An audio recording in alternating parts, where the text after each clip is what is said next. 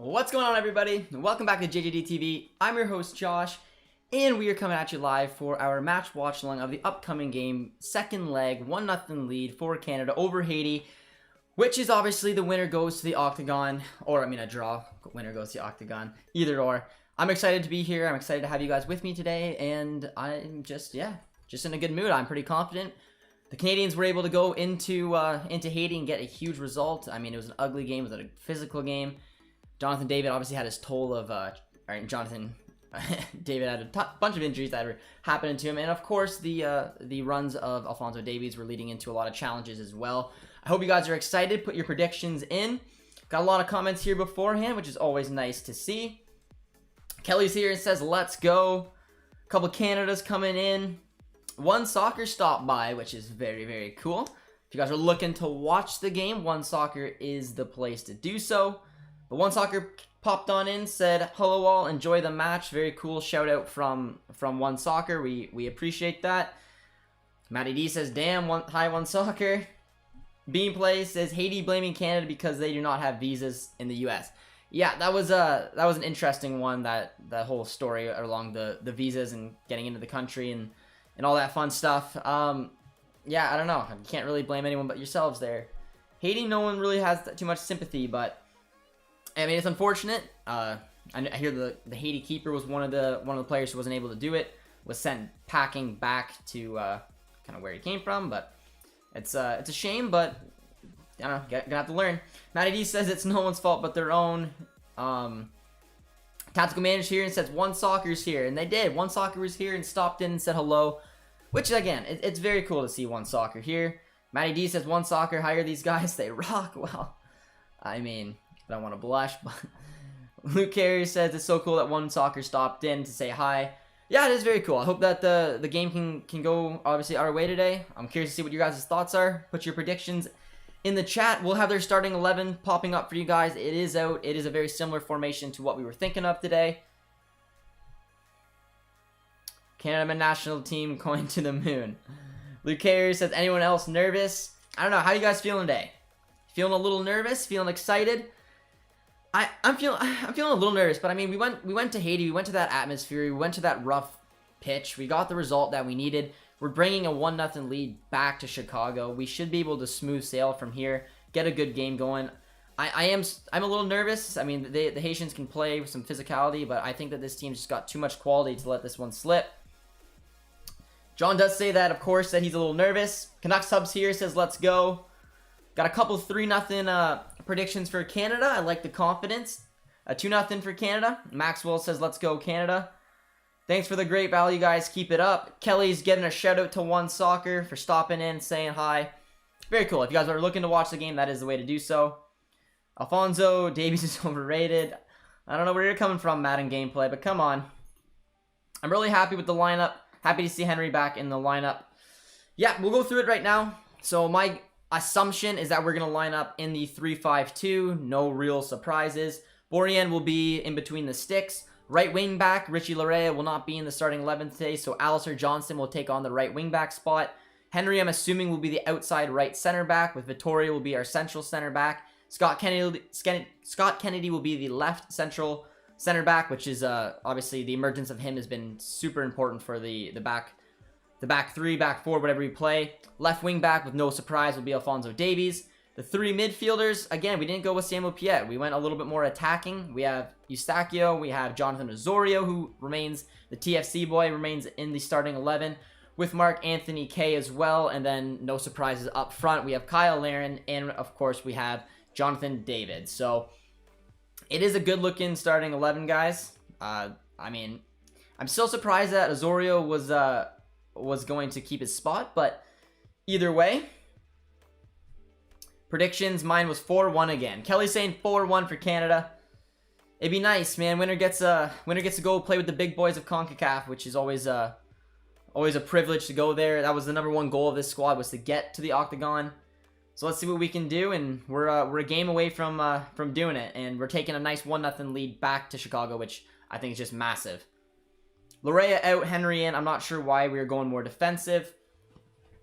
I know, it's an interesting, I mean, it wouldn't have been the starting 11 I would have went with, If I'm being completely honest, I would have kept Richie Larea in. I don't know. It's tough. It's tough to go because like I really like what Alistair Johnson did at the outside center back. It was one that I think was a bit of a surprise that Alistair Johnson just kind of took that position on for himself. Gave a little bit of speed to the back, and man, I don't know. It is interesting. I was surprised that Jonathan Osorio is. I mean, he has done good, and like a viewer is just telling us right now, he did step up in the games. He has been good, but I had a feeling that at some point he may get left out of the starting 11. But the TFC lad has made it back in, and I mean, being a TFC supporter, you can't have too much complaints there. Do you think BBB will overcome Bayern and be on the same level as Bayern? I think in the next 3 years, even next year, I think there's a big opportunity for Dortmund to win the league. Don't want to say that around too many Davies fans, but you know, Skennedy, I like it. Yes, Kelly, I did mess that one up. I was going for Scott Kennedy, but my words kind of intertwined with each other. It's gonna be a nickname now for Scott Kennedy, but I've been very impressed with him, man. I've been very impressed with Scott Kennedy. I thought that he's been just an absolute blessing for this Canadian squad. He's been so good. Shows a little bit of class. Hopefully he'll make a step up to the Bundesliga at the very least for next season. It'd be nice. He's playing in the second division right now in the Bundesliga, but I think he's got that talent to make it up. Unpopular opinion, I would like to see Adekubi at the back three at left center back. I mean, fun fact, I did a little FIFA challenge a while ago and I stuck Adekubi at the back three. And it's hard with the left foot of Kennedy because Kennedy's kind of taken that role on. I think if we ended up going with a back four, Kennedy would slide as one of the center backs. Adekubi would then go at left back, and then Alphonso Davies would probably go at left mid or left wing. I'm a big fan of Adekubi, and breaking news, I guess, for you guys who haven't really heard, he's been linked, and I think the deal's pretty close to being done. He's on his way to Turkey, which the Turkish League and the Canadians have gotten along for a better part of a decade now, with Hutchinson and now Larin doing well, so I think that's a good move for him. Richie Larea is also linked to be able to go to Besiktas. He may make that move at some point as well. But yeah, I mean, I'm a big fan of Adekubi. I'm surprised he wasn't able to break into the starting 11, but again, with the emergence of Scott Kennedy on that left-hand side, it's made it very challenging for him to do so. Canucks Hub says Osorio stepped up in the last game, and he absolutely did. And yeah, he deserves a starting spot. I was a little bit surprising because, I mean, Samuel Piet would have been the more defensive option to look at in the starting 11. We didn't end up going with him. We still have some good talent in that midfield, obviously. Eustachio will try to dictate the pace that he usually does. We have Mark-Anthony Kaye, who I think is an absolute baller. I think he deserves to be in the starting 11 as well.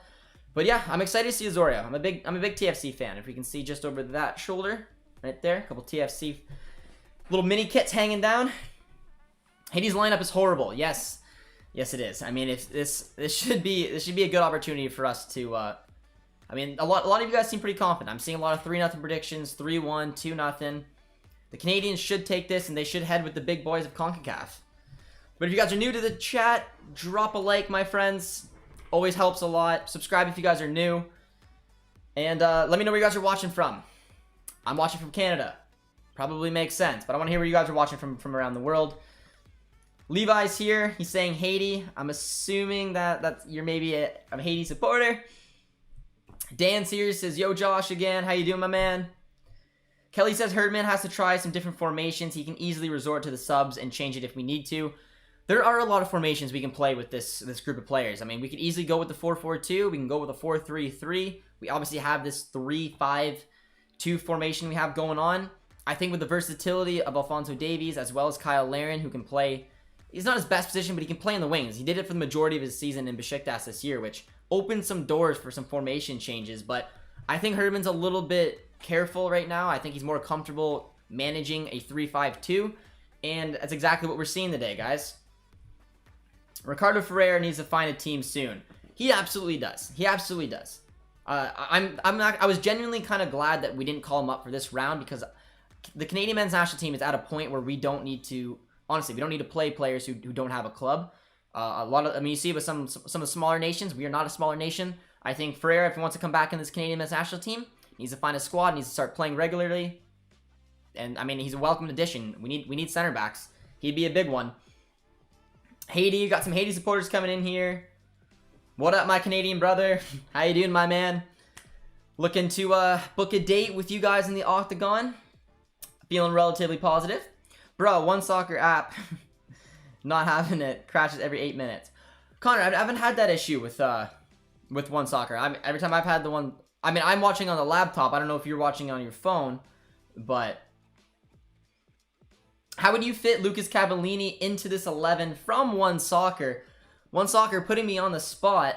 If I was to fit Lucas Cavallini in this starting 11, and I'm assuming you want me to fit in the big boys, it would be a very more attack-oriented, but because of the versatility of Kyle Larin, you could always move him out to the midfield. At Besiktas this year, they played in the 4-1-4-1, so you could go a 4-4-2, Alphonso Davies out on left wing, Kyle Larin playing right wing or right mid, then you'd have Cavallini and David up front. You could also go in a 4-2-3-1. Jonathan David would have to play a little bit under the striker, Kyle Larin at right attacking mid, then Alphonso Davies left attacking mid, and then Lucas Cavallini would have to be your lone striker, with Eustachio and probably Samuel Piet bringing a little defensive awareness to the team. It's interesting. That would obviously require Atakubi coming in, a couple center backs with probably Kennedy and Henry, and then Alistair Johnson or Larea as your right back. So, I mean, Herman has a few different options. Lucas Cavallini obviously has an excellent goal-scoring record for the Canadian men's national team. I find it hard. I feel like John Herman wants to play Kyle Larin up front, which is why we're seeing the formation that we see today with the two strikers. But if I was to fit Lucas Cavallini in, I would go in a 4-2-3-1 or a 4-4-2. Canada versus Haiti. Got a guess for 2-0 Haiti. That's not what we want to hear. Maxwell says, hi, One Soccer. Good luck to the rude Canadians from Tactical Manager TV. Well, that's not what you want to hear, but Haiti's lineup is extremely weak. Yeah, I mean, the visa issue is going to put some issues with that. I mean, it is what it is. I'm hoping that the Canadians can have a good showing today and really put a stamp on this game and hopefully send us to the Octagon. The football capital, watching from Australia, watching from Montreal, Niagara, Fort Lauderdale. Interesting. Tactical Manager says this should be an easy win for Canada. We are hoping so, guys. We're getting very close to kickoff, so be sure to drop a like, subscribe if you guys are new, and let me know if you're a new subscriber around here. I would like to give you a shout out. My boy Agents is in the house. Absolutely Nothing's in the house. It's good to see. We got some good Canadians here. Tactical Manager says One Soccer was here earlier. They were. They put me on the spot. They had to see how I could fit Lucas Cavallini in the team. So I gave them my best guess. How I would do it. Canada used to be unattached FC. And that's the point I'm trying to make, is that we're nowhere near that that type of national team anymore. We don't have to go for players that are unattached. And that's why I would like to see Ferreira get a team. I'm not sure exactly where he would look. Maybe Portugal. Maybe he makes that jump back to the MLS. I'm not sure, but he needs to find a team ASAP. One Soccer was here. Yes, they were. It was very cool to see them come on in. Good answer. KJ would be proud. Enjoy the game, everyone. All right. One Soccer was putting me in a good mood today. They put me on the spot. I had to put Lucas Cavallini in. I like it, my man. I like it. But got some people watching from Brazil. That's Fort Lauderdale, Florida, by the way. It's a beautiful place to be, my friend. I'm jealous. Producer T is in here. Says, let's go, Canada. Push to the Octagon. Very cool, my man. Kevin says, hey, Josh, what are your thoughts on the Germany game today? Frustrating and an opportunity missed was my kind of reaction on it.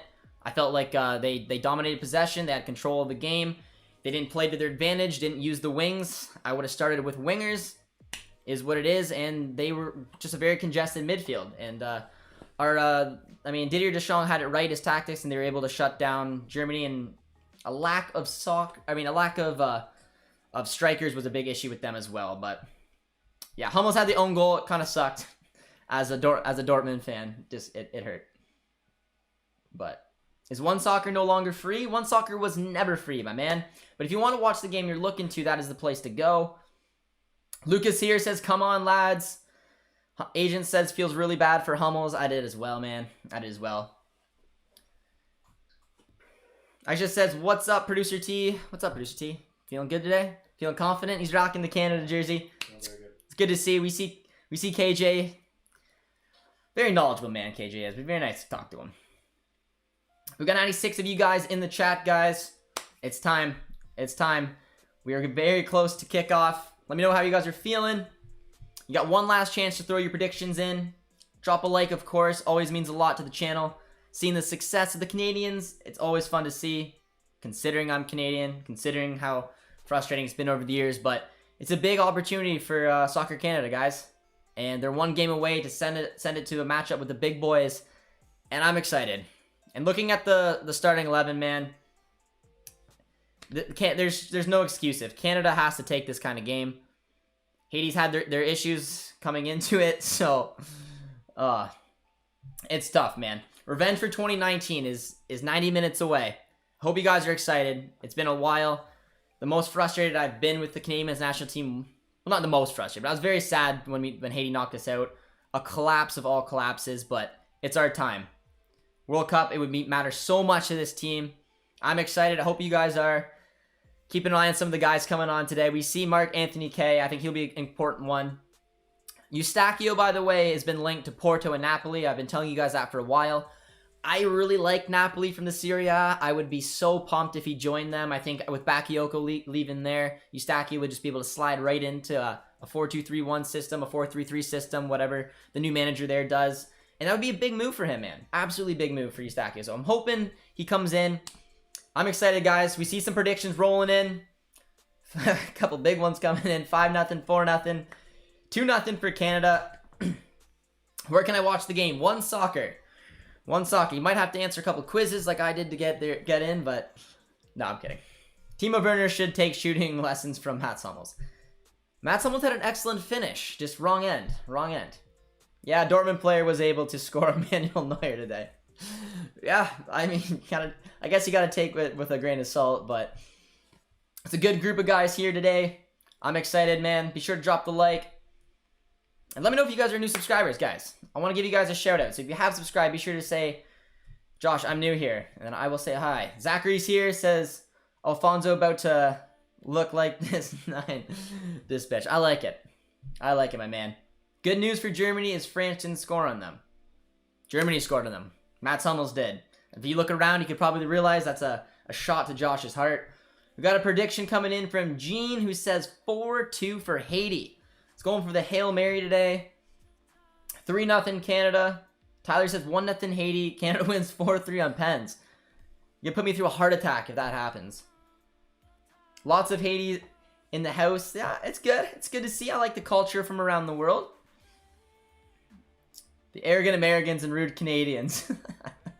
Underrating Haiti once again.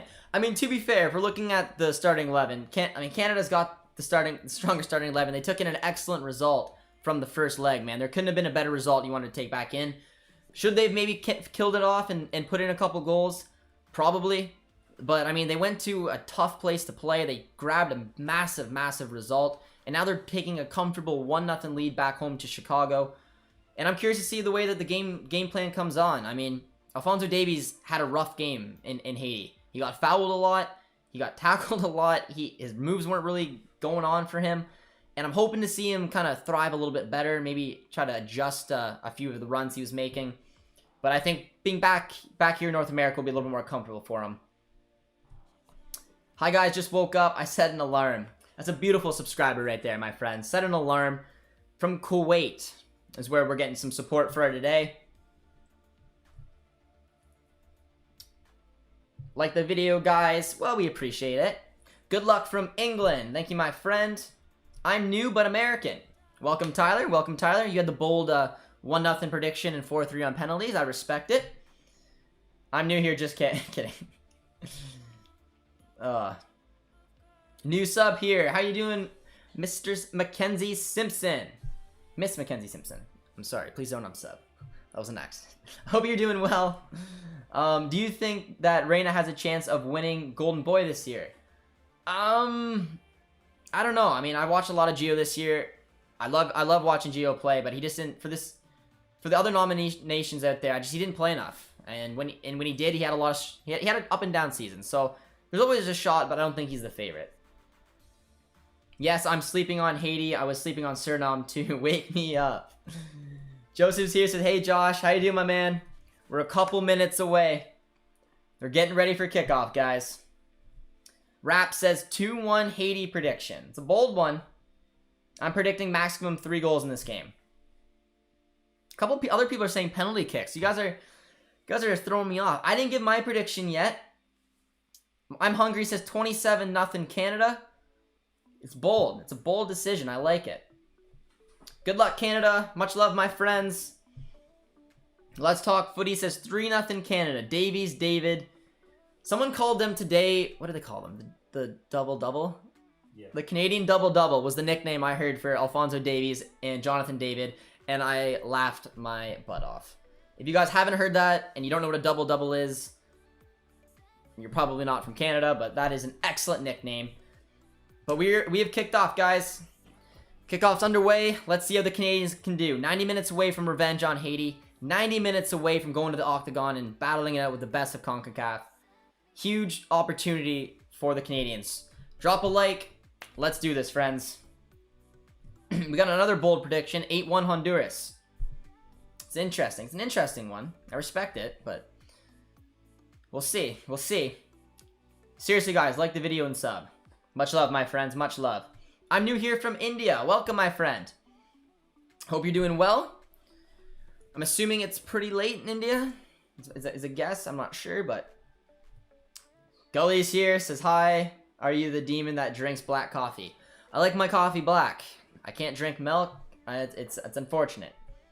Quotes by category says 4-1 Canada. 3-0, 3-1. A couple people are saying a David hat trick. I mean, it would be soothing. It'd be nice. There'd be no issues with Jonathan David putting up a good hat trick. I'd like to see them boss the midfield a little bit more today. I think the fact that Samuel Piet's not there, the ball's gonna be with Eustachio a little bit more than not. And hopefully be able to really utilize Alphonso Davies. He had a tough game last time out. It's always frustrating for your superstar to get, honestly, challenged that much. Heard some debate of whether the Haitians were going at him, and of course they were. He's our best player. He's a superstar. Arguably, he's the only world-class player in the CONCACAF region right now, and they're gonna go in at him. It's the only way to stop him.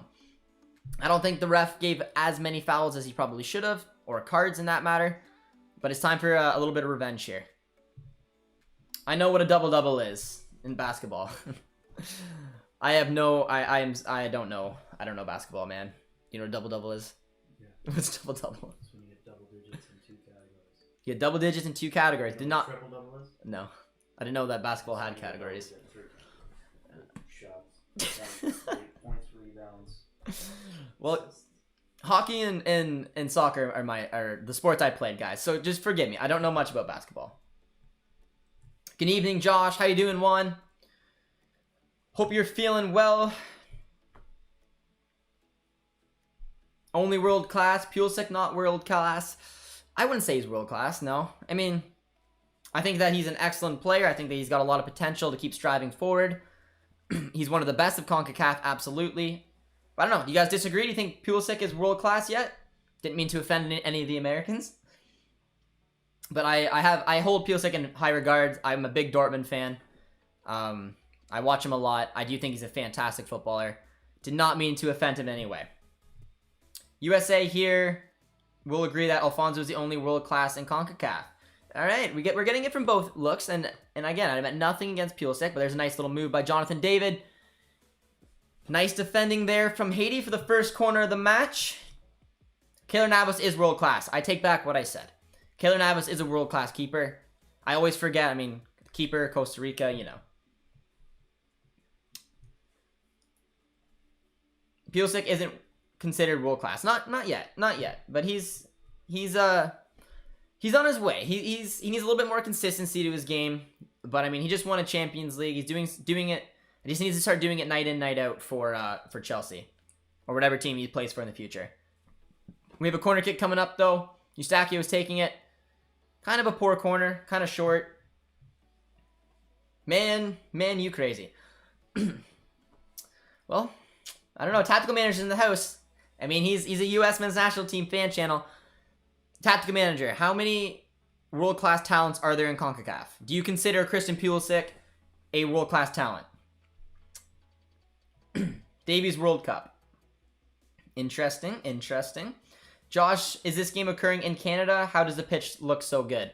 The game is in Chicago. But the pitch does look very nice. A lot better than Haiti's pitch did.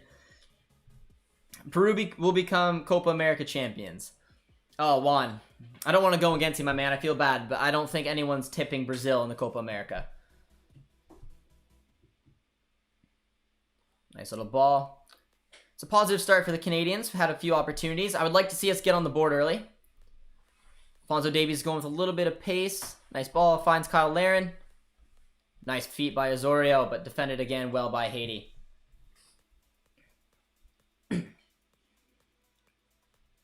Josh, do you know who cheeky little Keylor Navas is and pop him in? Yeah, I mean, Keylor Navas is a fantastic keeper. He is. I mean, I think he won 3. I believe he won 3. You won 3 Champions League in a row. In my books, you're world class. All Mexican players are not world class. Well, Tyler, we will agree with you there, my man. Pulisic is not world class. From Tactical Manager, he's honest. He's American, but he's honest. We're the rude Canadians here. We need to see double-double get on it today. What do you guys think of the starting 11 as well? I didn't ask that question yet. Obviously, having Richie Larea out, a little different. Not having Samuel Piet in. It is a little bit more of attacking midfield than you'd probably expect. I'm very curious to keep an eye on Scott Kennedy, his emergence here in the Canadian men's national team. But I still think it's a good-looking starting 11, guys. Watching 3 streams, net bucks and games at once. There you are. Only Navas and Davies are world class. I think we agree with that. Canada is still enforcing border restrictions due to COVID-19. We are. I've been trapped in Canada for a long time now. Where do Canada normally play their home games? In Ottawa or Toronto? Canada usually plays their home games at BMO Field. Luckily for myself, I live relatively close to it. Guys, like the video. You guys are always killing it in the chat. My like and my like counter is always here in the chat. We appreciate it. Nice ball there by Alphonso Davies. Jonathan David goes down. Ref was absolutely not interested. Yeah, he had to go for it. He had to go for it. Is Leon Bailey world class? No, I think Leon Bailey is an excellent player. But he's definitely not world class. Looks like Henry just picked up a yellow as well. But there was looked like there could have been a foul in the box. David was obviously going for it. He went down pretty easily. But the ref definitely wasn't interested. And then it looks like Henry just picked up a yellow. Crazy Alfonso played against Claude and Sydney's growing up. And is good at soccer. That is true, man. Bailey's not world class. No, he's not. Alphonso Davies and Keylor Navas are probably the only world class talents that there is in CONCACAF. Josh, do you know what a samosa is? I do. I had a buddy who used to make them in my program at college. Sometimes Canada plays in Montreal, Vancouver, and Edmonton. Yes, they do.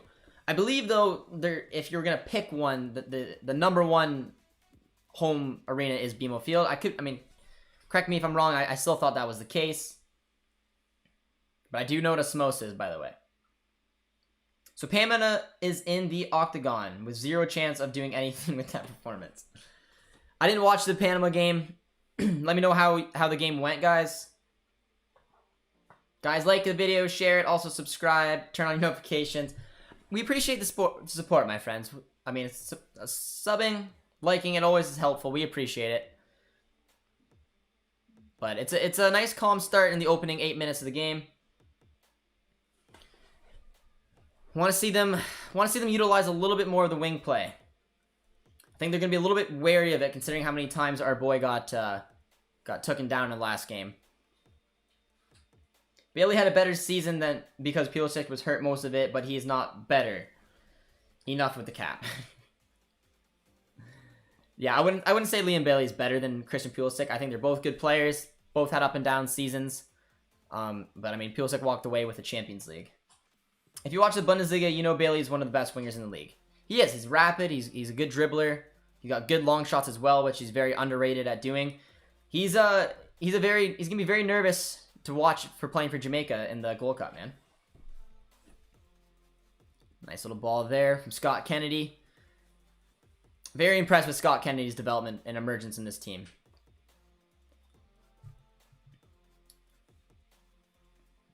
Davies at 12 years old, better than Bailey. Gully's not having it with Leon Bailey.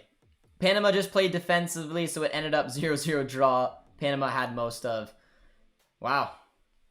Josh, at this point, one soccer should hire you. I don't even want to listen.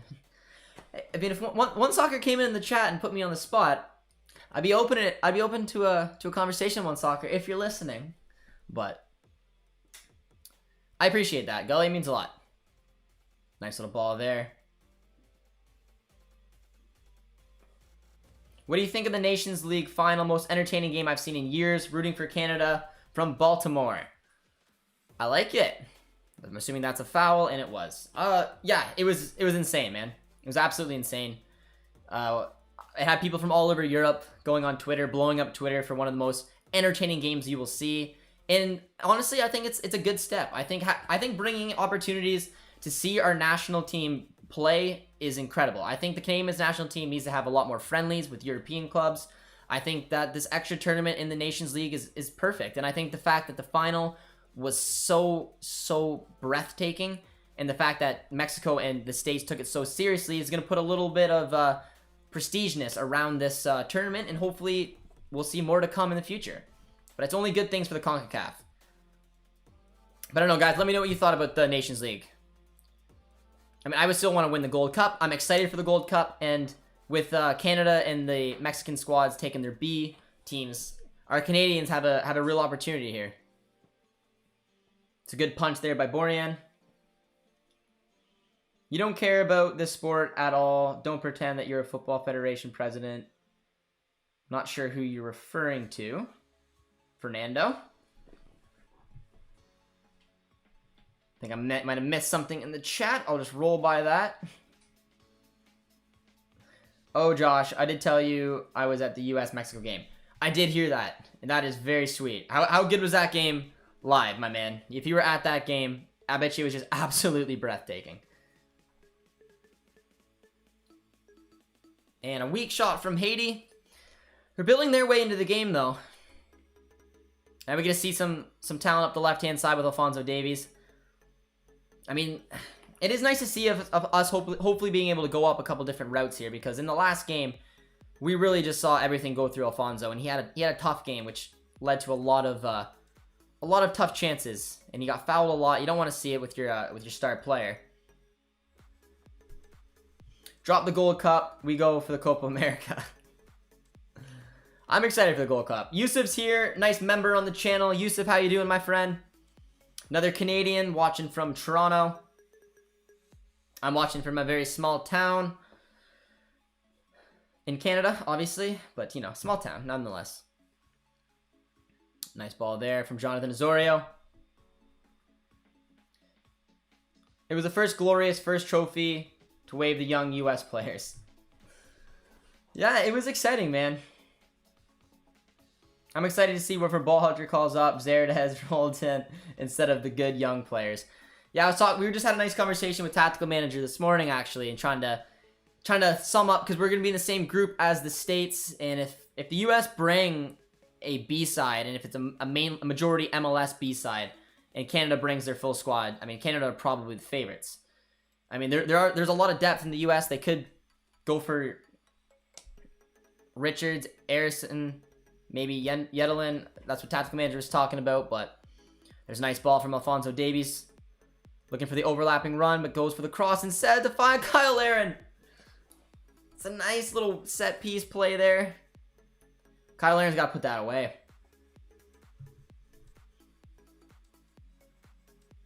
Might have been offside, but it was a beautiful ball. Took it kind of nicely, but just wide of the net. Good match. I think Canada wins. I am a Jamaican fan. Beautiful, my friend. If any of you guys are new to the chat, be sure to subscribe and let me know where you guys are watching from. Growing the community in the CONCACAF, and it's beautiful to see. Haiti is French football-wise. That means that they are good. A Mexican fan threw a beer at my head. Barely missed. Well, guys. There's a poor ball there. Haiti goes the other way. I've never had a beer. Well, actually, that's not a lie. I've had a few beers thrown in my faces before, but none from a soccer fan. Let's talk footy. Watching from Maryland. Man, I wish that went in. I did too, man. That was a good opportunity for Kyle Larin to try to put that one away. Unfortunately, it wasn't quite at him. But Haiti's honestly came to this game a little bit better than I thought they were gonna. I thought Canada would have had a lot more of the possession and really been a driving force, but the Haitians are definitely in this match, and Canada's got to be careful. But they've kicked it out to the left-hand side to find Fonzie. Nice ball for Jonathan David. Nice touch there by... Oh, that was beautiful. Oh, Jonathan David. Probably should have took that one in. That was beautiful footwork there by Alphonso Davies.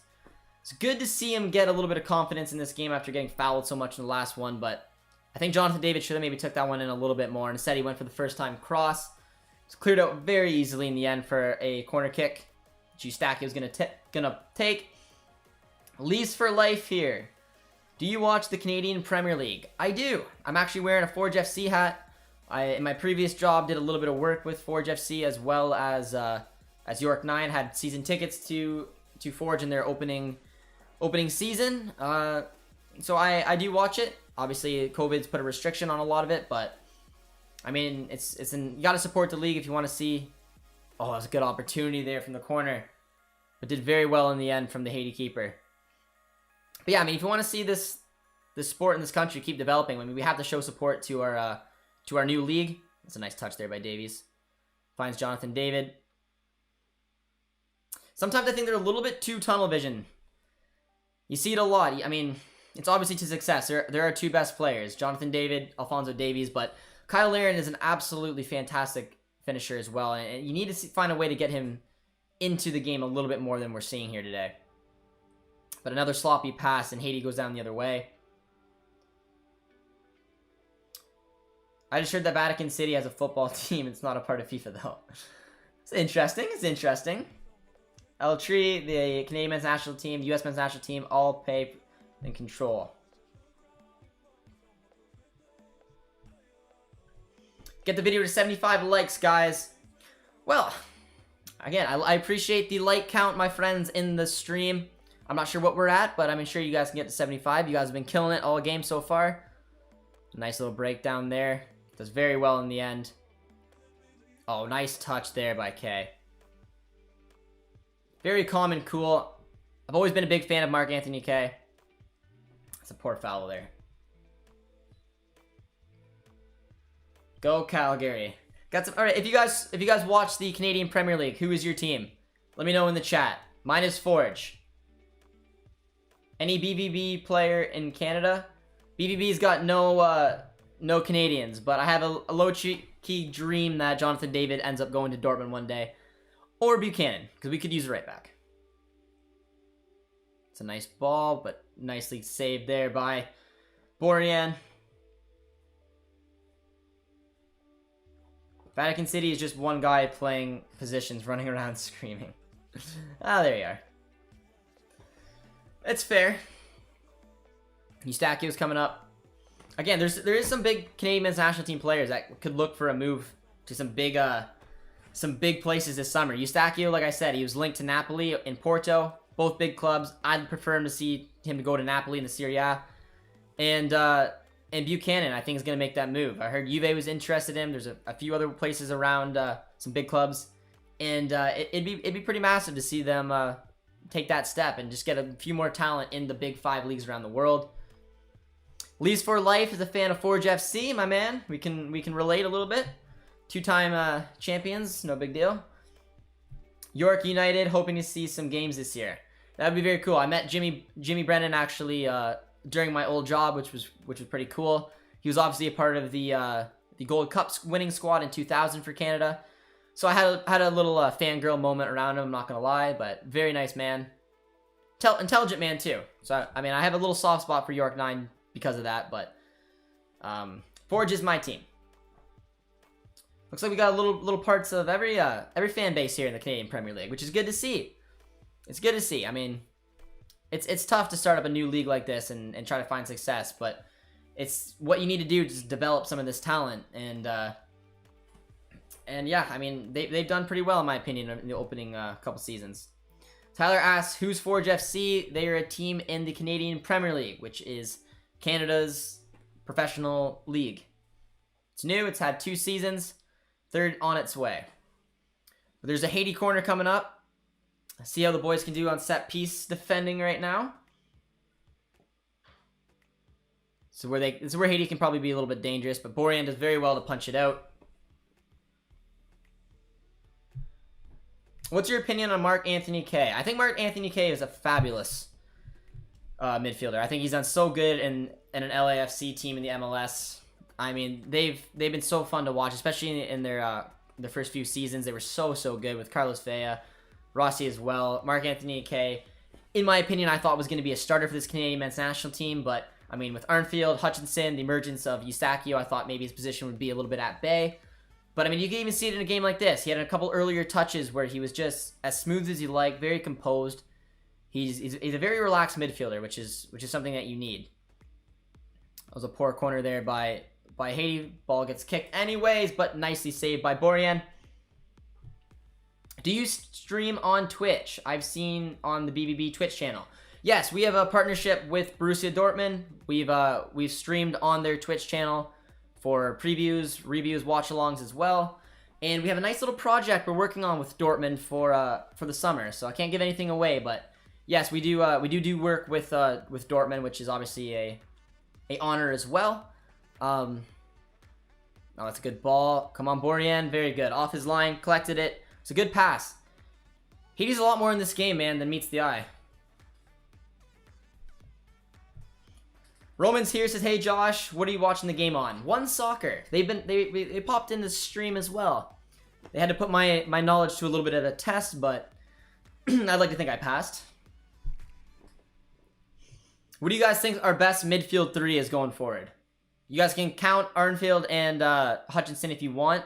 It makes it interesting. I put a video up a while ago that keeps getting comments on it, but it was months ago, just before I really knew what the starting 11 was going to look like. But Eustáquio wasn't even in it, just because, I mean, I wasn't super familiar with the player, and seeing how he's done in Liga NOS and seeing how he's done with the national team, I mean, he's a shoo-in in my midfield. But I'm curious to see who you guys think. Should have just got more MLS teams in the Canadian. I think it was a big project for Canada for the grassroots levels. Why we wanted a league of our own. I think it's an awesome step. I think that it needed to be done, and I'm excited that it is. I'm excited to see the way that it grows in the country.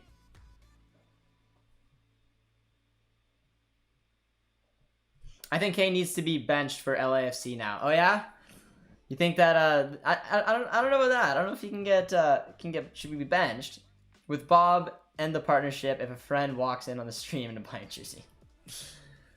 Now. But no, I don't know. I'm a big fan of Marc-Anthony Kaye. I am. I just think he's a commanding midfielder. I think he's gonna be important for the Canadian men's national team for the future as well. I think Canada's about to score. Earlier, Gully, when he said that, he was spot on. So we'll see what it goes like today. I'd feel a lot more comfortable if Canada can get something going here. There goes Davies, and just with I took a bad touch. Just with some ease, unfortunately took a little heavy touch and it went away. Haiti is showing how bad you are and how much you deserve to still be on the qualifiers. Fernando's got some hate coming in the chat. Nice ball. Jonathan David. Oh, that was a good touch.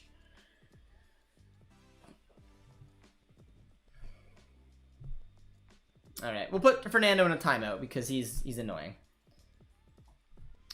Calgary Flames ownership had the proposal to build a new stadium entertainment, including a field house with the MLS expansion team. City shot it down, though. That's a shame. That's a shame. I would like to see a few more Canadian teams in the MLS, but I mean, with the Canadian Premier League coming up, I don't think that's probably going to be an option anymore. I don't know. It is very interesting, man. Spread the love and positivity. You can do that with a like, my friends. It's a nice ball. Corner coming in.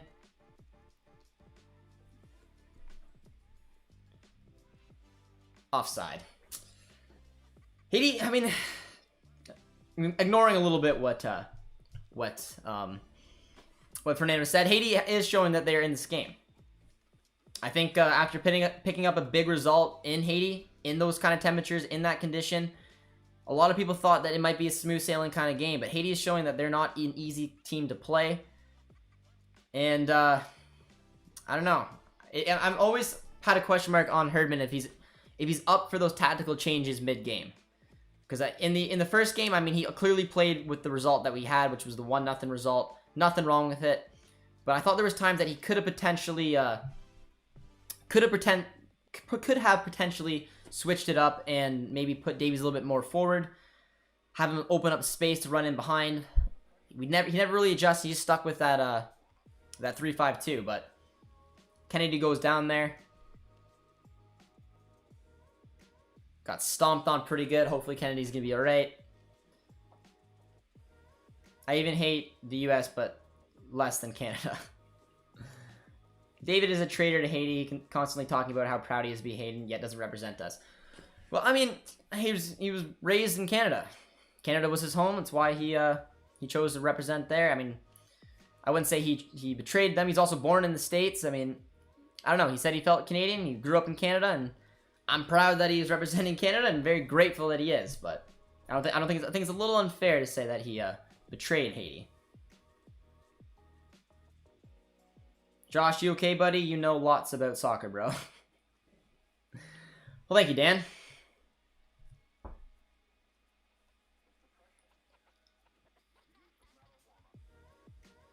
After the Hex, how many teams go to the World Cup? 3 automatically qualify, with a 4th going into a playoff. So we will see. We got a set piece coming up from Eustachio. Drop a cheeky like, guys. See how our boy can do. Oh, Eustachio. Well, that was a poor ball in the end. But yes, 3 will be guaranteed to go to the World Cup, and then 4 will have a play-in, which is obviously we want to try to avoid. Top 3 is always hard, but we'll be going up to the likes against Jamaica. I don't know, man. It's going to be interesting.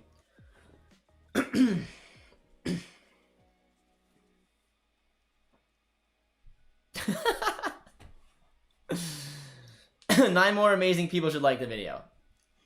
I'm telling you, we have our like counter throughout it, and we appreciate it. That's a good interception there. And that's who you want the ball to fall to, is Alphonso Davies. Good ball in, but just a little bit too far for Jonathan David. And it's offside. What are you guys' thoughts about the opening 27 minutes? It's a little more nerve-wracking than I honestly thought, man. Paris Girl's my mom, if you guys were wondering who that was. I haven't seen her in a while. But yes, if you're wondering who Paris Girl is, that's Josh's mom. Hi, Mom. Good to see ya on here. Hope you're doing well. Hey, Josh, what's up? What's going on with Sancho? My assumption is that he will be sold to to United, unfortunately. But I mean, it's expected. I don't know. It sucks, but that's the way it's looking, man. Boring game. It's gonna be a tight one. I didn't watch the Panama game earlier, but you guys are telling me that was a rough game to watch. I heard it was very defensive. They played for the 0-0. Panama got it, so I guess kudos to them. They're going to the final 8. Probably with them and El Salvador would be the 2 weaker teams in the octagon. But Canada's got to be careful, and they need to look to get one now. Eustachio has had a few questionable passes today, man.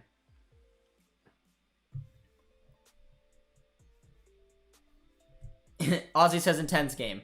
It is intense. It is intense. I would like to loosen up a little bit and get an opening goal here. Nice ball to Jonathan David. Eustachio with it. Does very well. Josh, what's the score line?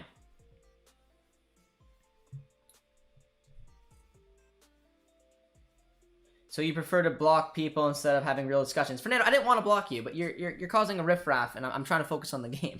I don't want to get into all the stuff that you're getting into. That's why I'm not addressing you, my man. If you want to message me on Twitter or something, we can talk about it there, but that topic's not made for this game. I'm sorry. Nicely done there from the Canadians. Oh my god, I'm so sorry, man, for calling your mom Shorty. That's okay. She'll be okay. Nice ball there. We need to find a way to engage Alphonso Davies a little bit more. As I say that, because Haiti knows that they're going to be going up the left-hand side. And if you guys, it's not a coincidence that last game, the goal came from the right-hand side. I think that Herdman knows that. I think that he's still just focused of using Davies. And again, Haiti's doing a very well job of kind of putting a stop to him. Alistair Johnson is good at putting in balls as well. If the Canadian Premier League ends up becoming as a big success down the road, could you see the Canadian MLS teams eventually leaving the MLS to join the CPL a long time from now?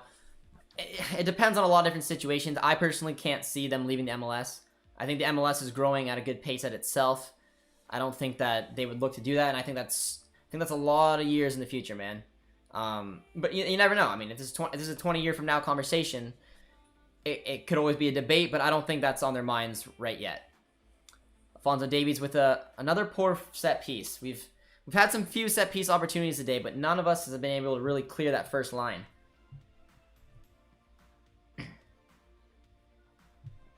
Do away goals count on this? Yes, I believe. Correct me if I'm wrong, guys. I'm pretty sure that away goals count. As a Bayern fan, I would prefer Sanchez staying and Coleman going to Man United. It's very interesting. It's a very interesting point. I mean, I would love for Sancho to stay, but there was a gentleman's agreement that allowed him to leave. It's a good turn there by Kyle Larin, but very well defended by the Haiti defender. Oh, but that was a poor ball. To find Jonathan David, find Osorio, but again, very well defended. Haiti's a little bit sloppy at the back there, and Canada just could not take advantage of it. Nicely done there by Marc-Anthony Kaye to at least win a throw-in. Barcelona are building something special. Juventus, best team ever.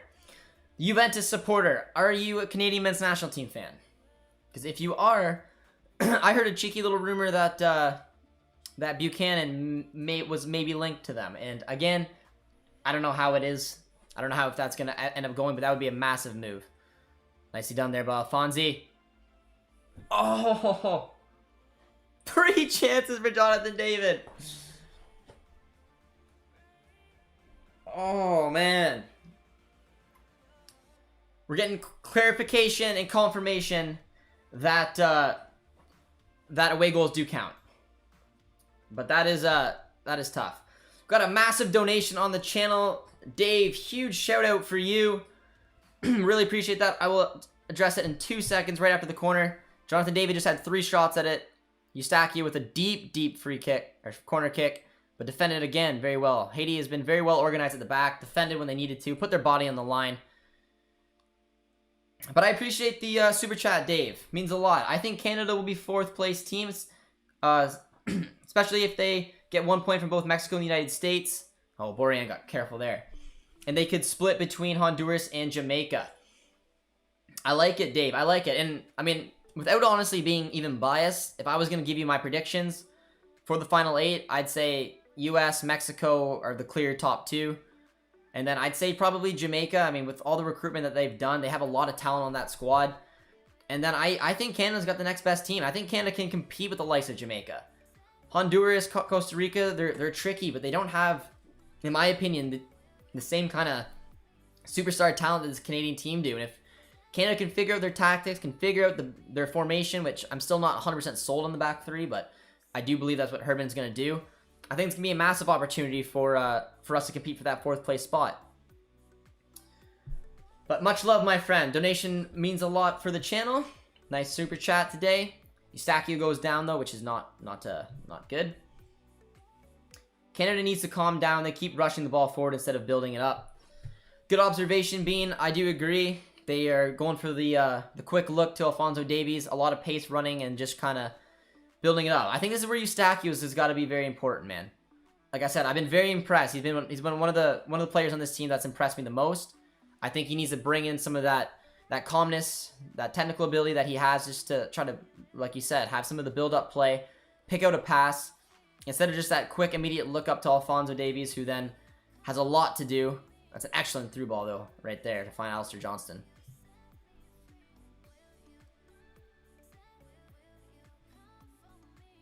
No way Canada beats US, Costa Rica, Mexico, and Honduras.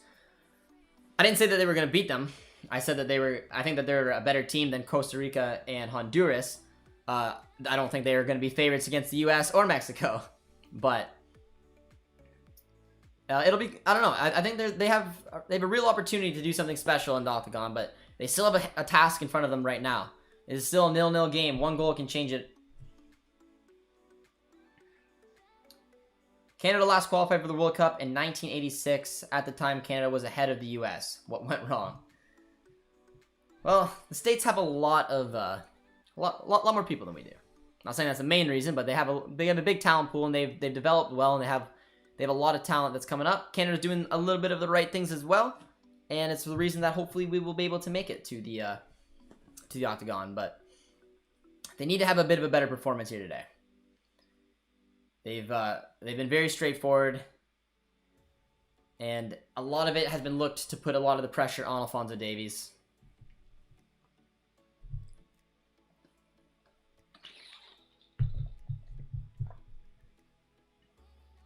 Nicely done there by Kyle Larin.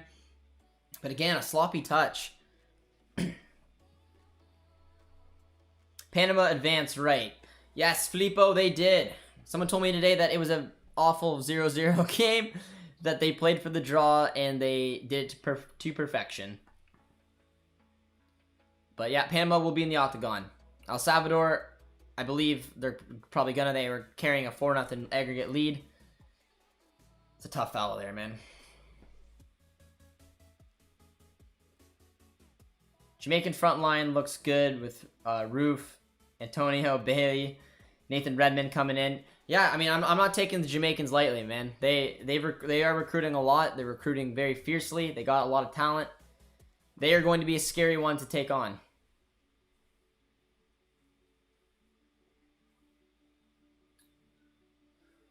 Josh, can you score a goal in a cold and rainy day in Stoke? I don't even know if Messi can score a cold, rainy day in Stoke, my man. That's always a tough one. You sure El Salvador is going to advance? I don't know. What's the score of the El Salvador game? They're up 4-0 on aggregate, but it's 0-0 with 13 minutes. Oh. I'm fairly positive they probably will. Be a big upset if El Salvador didn't do it. At home as well. Yeah, they're at home as well. Dave comes on with another donation. Dave, my man, I appreciate it, guys. Donations are always appreciated on the channel. His second super chat of the night. He says Costa Rica is getting really old. They have the same problem that the U.S. had in the last World Cup cycle. That is what I have noticed as well. It's not the same Costa Rica side that made it to the quarterfinals in the World Cup. I mean, they have Keylor Navas, but I mean that team just looks drastically different. And I'd like to bet on the Canadians, man. I honestly would. I think that there's a big shift in the CONCACAF right now. But I don't think a lot of people can argue that U.S. and Mexico will be the front runners. I'm impressed with what Jamaica's done. I'm really impressed with what Canada's done. And if they, like I said, if they can get it right, they're gonna have to prove a lot in this final round. If they make it there, they still have a tough Haiti side on deck right now. They've been far from convincing in the opening 38 minutes. Nice move there from Alfonso.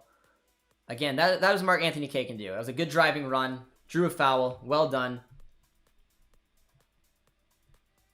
I'm not saying don't put too much pressure on Davies. He's good, but the kid might take a few words before Canada can really compete. Yeah, I mean, I take your point. But I think he just proved it already at club level. He's doing some fantastic things at international level. As I say that, he tries an elastico and he loses the ball. But he does well there. It just he's a cut above. Alfonso is, and it honestly shows. But Haiti is doing well to shut him down, man. He's had a very frustrating couple games so far against Haiti.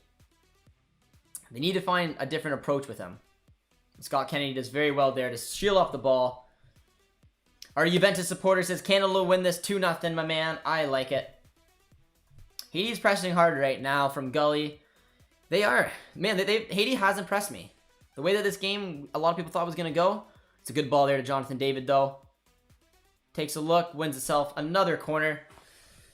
All right, corner kick coming up. We're going to have to drop a like on the chat, my friends. We have a viewer from Kuwait who's up right now at 4:44 a.m. I don't know how you do it. We appreciate the support, my friend. It means a lot. But that's wild. Dave is the GOAT. The Canadian double-double. Or the Canadian double D. I personally think Canada has been shocking. They have not been convincing. They have not been convincing. This is not a game that that I thought was going to go this way. I think that Haiti has just got in the mindset of Alphonso Davies right now. And I think it was Joseph asked an excellent question. Says, why is Alphonso having such a trouble time with this? Oh, it's a good ball to Victoria, backdoor, but puts it wide. But that was an excellent question. Why does Davies struggle so much against Haiti, but destroys Barca so easily? I don't know. I honestly don't know. I obviously there's a different approach. Barca is a different style of football. They're not going in for those Hail Mary kind of challenges. I don't know if they've kind of shooken Davies where they've taken him down a couple times, but he has struggled, man. We have a corner kick coming up. Eustachio is the man to take it. He goes so deep. Oh, but it was almost perfect. Eustachio's been hitting him deep from the corner. He found Henry backdoor. He put it across goal, or he found Laren. I couldn't tell who it was backdoor. I was way off. I think it was Kennedy. And then found Henry, who just had an absolute sitter. I was wrong. It was Victoria. Victoria was the man back post. It was a good little set piece. I mean, that was an excellent worked free kick if it honestly could have went in. But are you ready for the chat war? Pulisic better than David.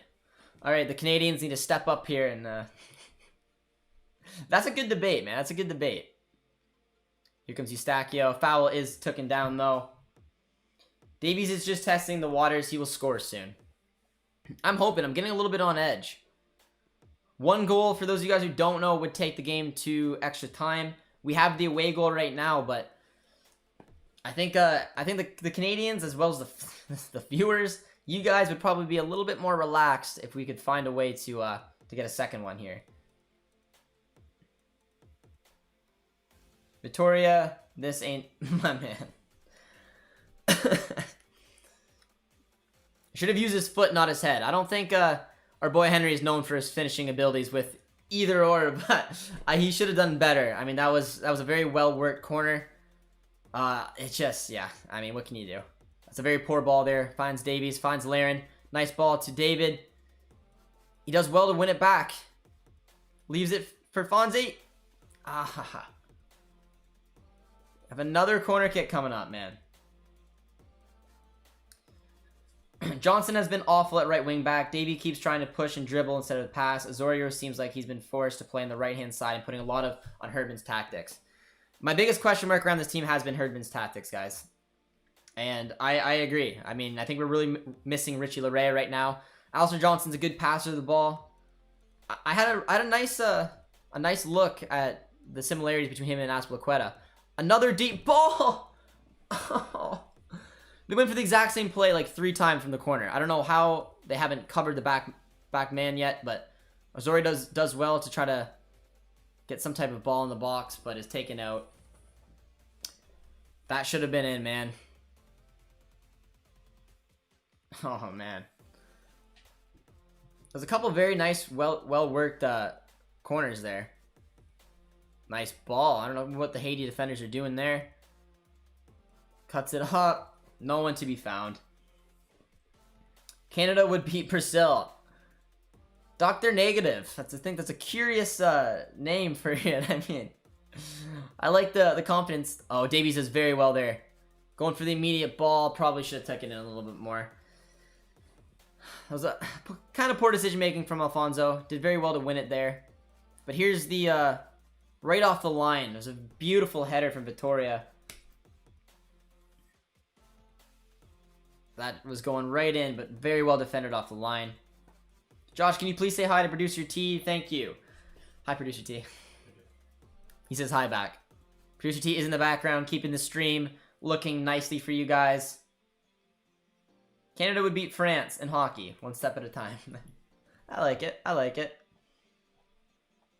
We're creeping up to halftime, guys. Possession has been 62-38 for the Canadians. It still hasn't been as straightforward as it looked. There has been some good chances, but there's a lot to work on in this second half. And I'm curious to see if Herdman does anything with his tactics here, because he didn't do anything in the last game. Very well done. Oh, that's definitely offside from Jonathan David. Finds Kyle Larin, and it is offside. I mean, Canada drew against Brazil yesterday. They did. Does it count that it's the women's? I don't know. Canada will be the top 3. We're definitely on the rise, guys, but we need to take it one step at a time. I think the Gold Cup this summer could be a real good look to see what this team can do. Especially, like I said, I mean, the Mexican side and the U.S. aren't bringing their A squads. So Canada's got a real opportunity to find a little Gold Cup magic. Kennedy does very well, but he ends up drawing the foul instead. We're gonna have to defend a set piece, I think, for one last time. Canada ain't qualifying playing for a World Cup like this. Again, guys, there's a lot of question marks on the tactics. I was never convinced that the 3-5-2 was going to be the answer. I mean, obviously, we're going to build the team around Alphonso Davies. Do you put him up as a winger? Do you drop him as a midfielder in a 4-4-2? Do you play him as a wingback? I don't know. He's so good. You want to have him involved on the attack. He's obviously got a good defensive awareness to his game. I don't know what else you guys would want to see. Because I think a 4-3-3 could look nice. We have a good left back in Atakubi. But that is halftime, my friends. What was your guys' opinions on the first half? Because I'm assuming they are not going to be positive ones. Because that was a bit of a frustrating first half. I mean, a lot can be said about it.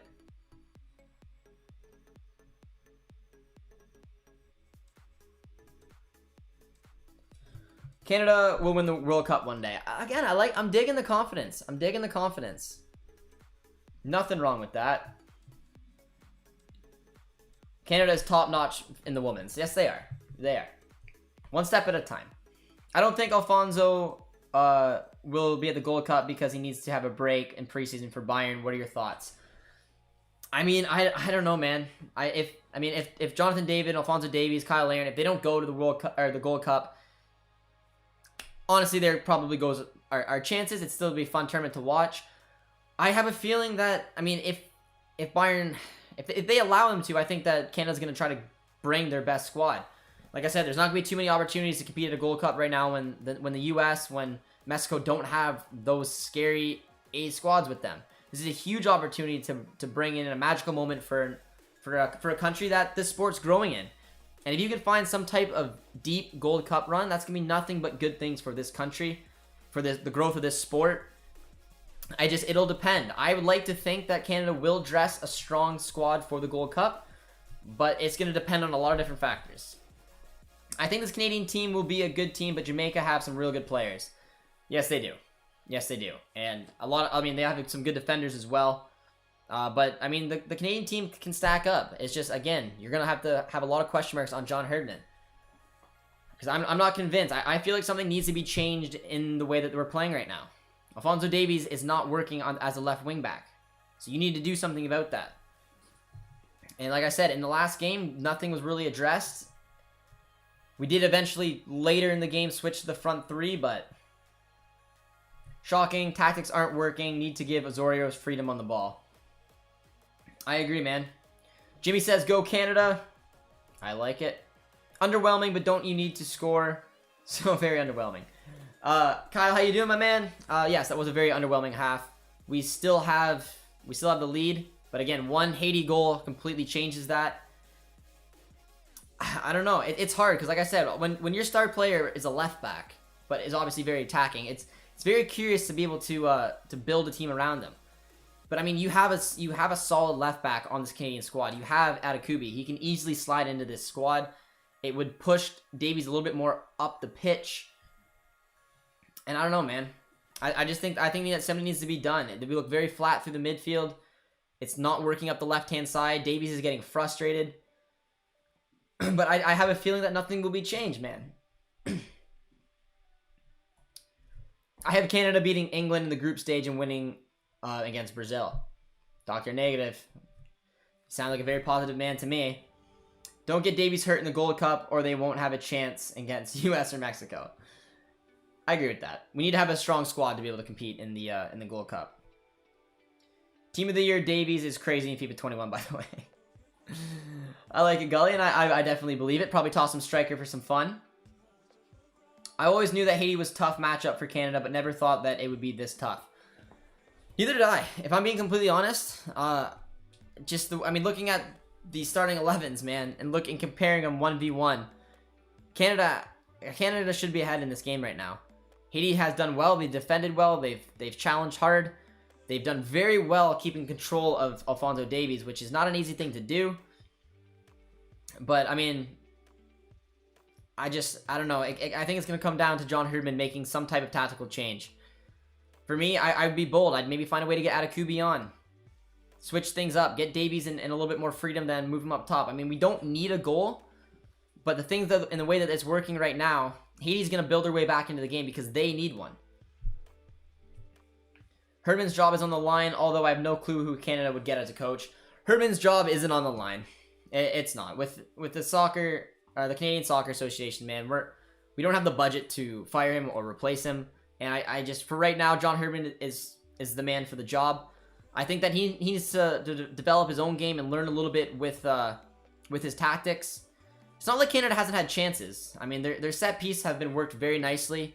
They had a couple really well and really nicely timed corner kicks from Eustachio that they did the same thing 3 times in a row and almost scored on all 3 of them. But they're still just a little bit missing in this game, and I would like to see Herdman really show that he's got that in him to be able to make these hard in-game decisions, and maybe find a way to get Atakubi on, maybe find a way to get Alphonso Davies a little bit more involved, a little bit more freedom, because right now what he's doing at the left wing back is not working. Alistair Johnson has had a tough time also on the right wing back position. We have not gone up the right very often. Haiti knows that. When you have Alphonso Davies on the pitch, there's no question that we're going to go up that left-hand side. I'm going to punch in the screen and collect the videos. Joseph says 20 more likes to 100. You guys are killing it. We appreciate it. But let me know what you guys would do for the second half. Would you guys make any subs? Anything on the bench that you would look for? Osorio has been very quiet. I think Eustachio had a tough start to this game. He's building his way back in. I've been pretty impressed with Kay in the game. Samuel says needs some changes on the midfield.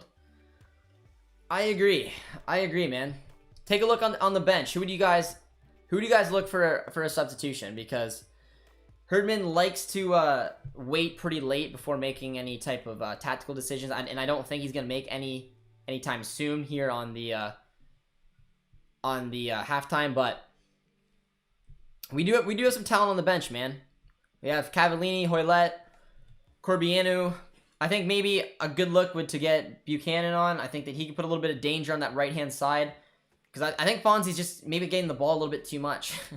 I'm trying to find a way to get him involved a little bit more. But what's going on right now with him, it's tough, man. And I think Buchanan, with the speed he has, will be a little bit more effective than Alistair Johnston. So maybe just a like-for-like swap there. I've been a big fan of David Wotherspoon. I think that he could come on. Alistair Johnson and Osorio need to come off. If I was looking to take those 2 off, man, I would bring on Buchanan. I'd put him on the right-hand side. And then it gets tricky. I'd probably look to bring on David Wotherspoon. I really would. I think that he's shown that he's got that little bit of creativity. Obviously, if we go through a little bit of a defensive awareness, Samuel Piet will have to come on. But I've really enjoyed watching David Wotherspoon, man. I absolutely have. He's been a really, really good addition to this squad, and I'd like to see what he could bring. But that is what you guys are thinking, and I agree. If I was looking to make a substitution, I mean, you could arguably take off either Henry or Vittoria and move Alistair Johnston to his outside right center back, and then get Buchanan up on the right wing back. But that right-hand side needs to be used a little bit more. I feel what Fonzie can do now is draw defenders to create some space and chances for the team.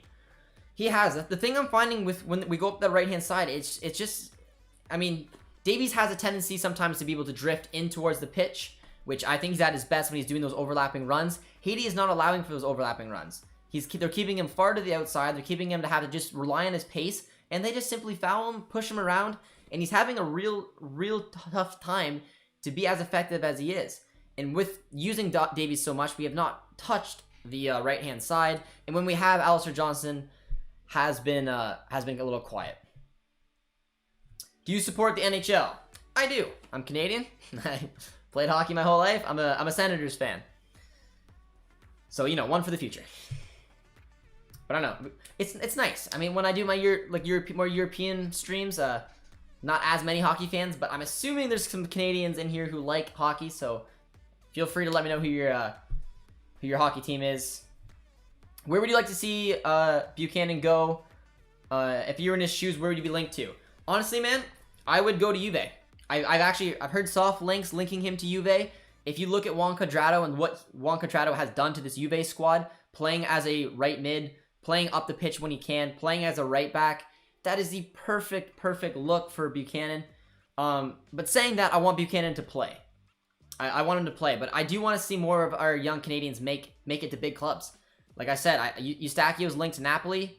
Would be so pumped if he went there. I do like Napoli. I would watch probably the majority of their games. I already watch a lot of them. And I'd watch probably a lot of Juve too if Buchanan went there and maybe kind of learned from Cuadrado and took on his role, because I think that they have similar attributes and it would be a real step for him. Saying that though, if he doesn't play, then it's not the right look. In my opinion, Davies hasn't played bad tonight. I just think he's been one of our better players, definitely better than the last game. I agree, he's been better than the last game, but we're doing the route one type of football right now, and everything's going through Davies. I guess you could argue as it should, because you know, he's our superstar, but it's just not working. There's something that Haiti is doing correctly that is shutting down Davies. They need to make a different approach. Maybe he starts cutting inside a little bit more, but it's a little bit frustrating, man. Got to take Henry off before the inevitable second yellow. That is actually an excellent point. Sens fan, rough. I'm with you though. Struggle for the future. Yeah, I'm a Sens fan, man. It is what it is. There's up and downs to the sport.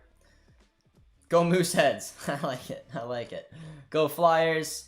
Minnesota Wild. Of course we have some. Of course we have some hockey fans. I mean, we're Canadians. I like it. I play AAA hockey. Tyler, my man. Impressive. Impressive. I didn't know they had AAA in the States. Is that what it's considered too? I don't know. Tyler, you're from the States, are you not?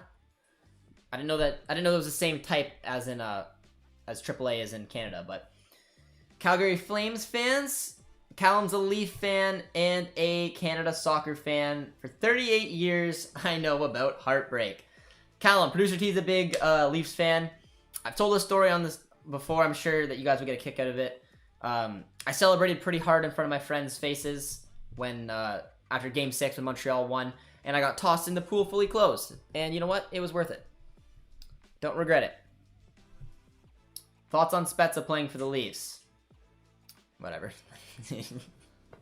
I like Jason Spezza. He was a very good player for Ottawa. Him, Heatley, and Alfredson, the pizza line. But, I mean, he's old now. He wants to play for his hometown team. I don't have an issue with it. He's one of the best players in the series. He was. He was a good player. Jimmy's got to head out, unfortunately. Go Canada. Waking up for the dub for us. Take care, Jimmy. Got a lot of hockey fans in here. I like it. Preds fan, Leafs fan. Canucks, baby.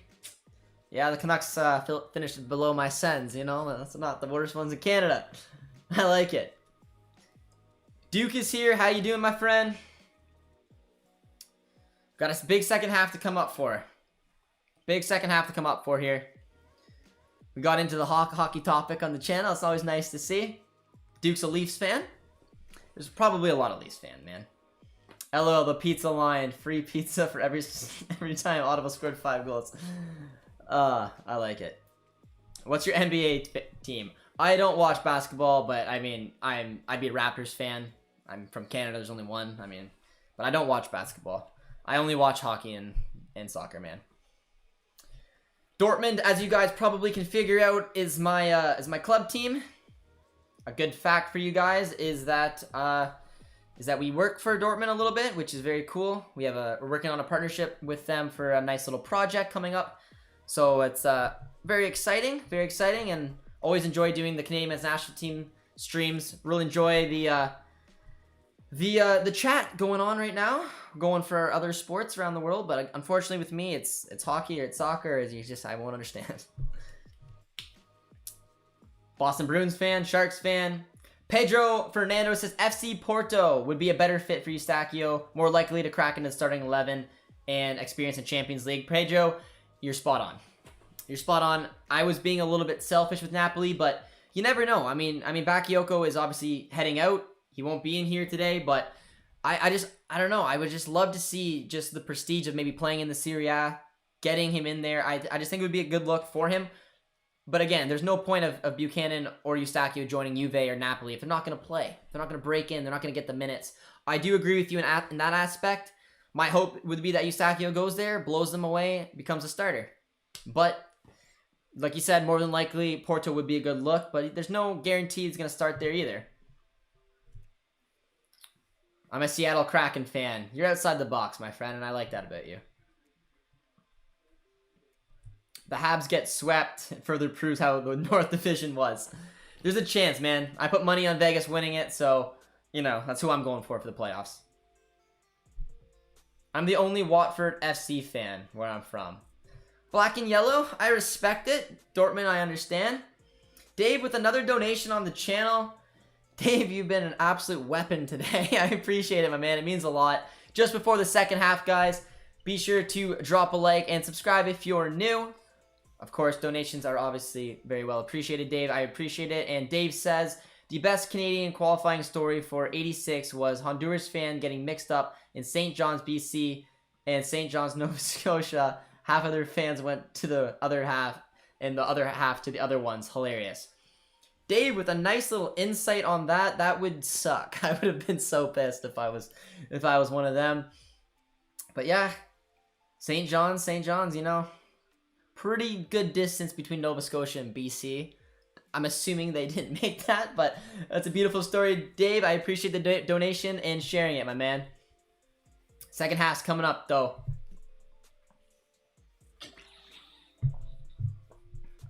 A little bit of movement coming from Haiti. When did you start supporting Borussia Dortmund? I mean, I'm assuming with a lot of Canadians asking me that because, you know, Davies, why am I not a Bayern fan? But I was a Dortmund fan long before I knew who Alfonso was. My background is German, so honestly, a lot of you guys can probably relate. Growing up in Canada, small town, not a lot of people in my town know anything about the sport, so I got my knowledge from video games. Did a career mode. My background's from Germany. I like Dortmund's logo. Match made in heaven. Now we're got a channel around them, and we work with the club. So Canadian kid, I guess, didn't do too bad there, but it's very cool. Unfortunately, Alfonso made an awkward decision for me to join Bayern, so it sucks. But I mean, he won a Champions League, which is a huge moment for Canada. But yeah, a little bit awkward for me. Second half is underway, though. You guys need an NFL team. I don't know if there's ever been rumors about... Oh! Almost...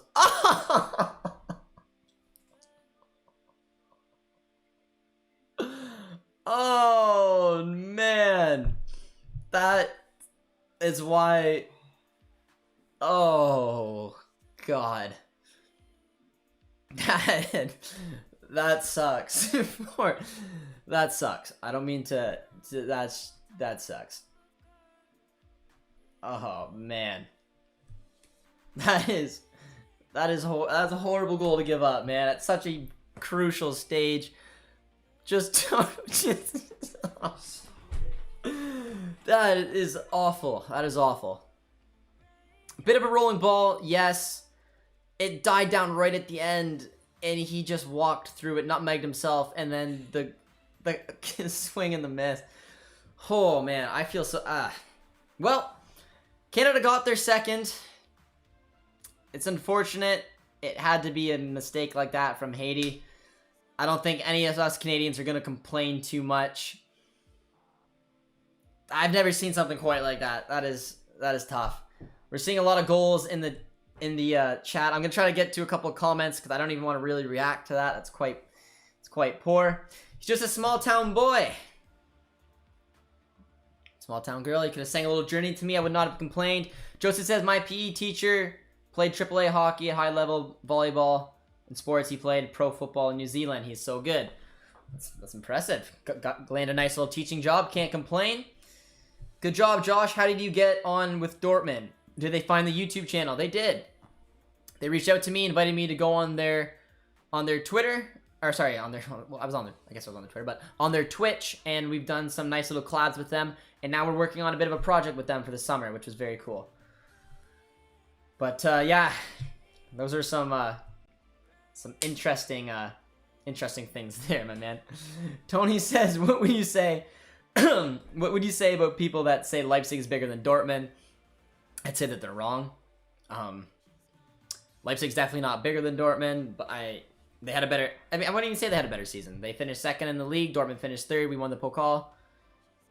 Yeah, I don't know. Leipzig's not a very liked team in Germany, man. But what an awful goal to pretty much put this thing out of bed. Oh man, that was tough. That was tough. I have always supported Germany's soccer team. Big guy, who is your Germany soccer team? Probably Bayern now, if you're a Canadian. That's where most Canadians head. It's kind of a poor ball there by Henry, but Borjan does very well. Very alert off his line. We got all 8 nations, says Tactical Manager. Yeah, man. That's what happens when you don't play your first choice keeper. That's just, I don't know, man. That's a shame. I'm gonna take it. Nice move there by Alfonso, but again, man, there's three bodies on him. He's making it tough for himself. Matty D with the $3 donation. We appreciate it, my friend. Nothing to say, just wanted to join, Dave. Well, I appreciate it. Dave has been killing it with the donations. Always appreciated. Matty D steps in as well. A lot of love for the Canadians. They're looking to cruise probably now. They're having another corner kick coming up. But Matty D, we appreciate the donation. Joining the high ranking of Dave. Jonathan David must be happy and upset at the same time. Yeah, he's shown that. He's shown that. Nice ball from Eustachio. Cleared out again for another corner. Man, with your reaction, I thought Haiti scored. No, I was almost crying in laughter. I was, I didn't. Very unlucky goal. Or just unskilled. I don't know how you want to look at it. That was something else. Hummel's OG was a better finish. It was. If you're going to score in your own net, do it with authority at least. Just the swing and the miss. Osorio is taking the corner. Kind of looked like a poor one. They're not going for distance this time. Haiti's keeper was born in Montreal. He's doing it for Canada. Beautiful play down there by Marc-Anthony Kaye, though. Very good dribbler of the ball. I thought he's been absolutely fantastic today with the way he's been able to take on players. Look at him, man. That is exceptional. Exceptional work from Marc-Anthony Kaye. Absolutely drew a foul. That was beautiful. And that is why I like seeing Marc-Anthony Kaye in this team, man. That's what he can do. He's a very technically gifted player, very good with his feet. That was definitely in the box, though. That's got to be a pen, man.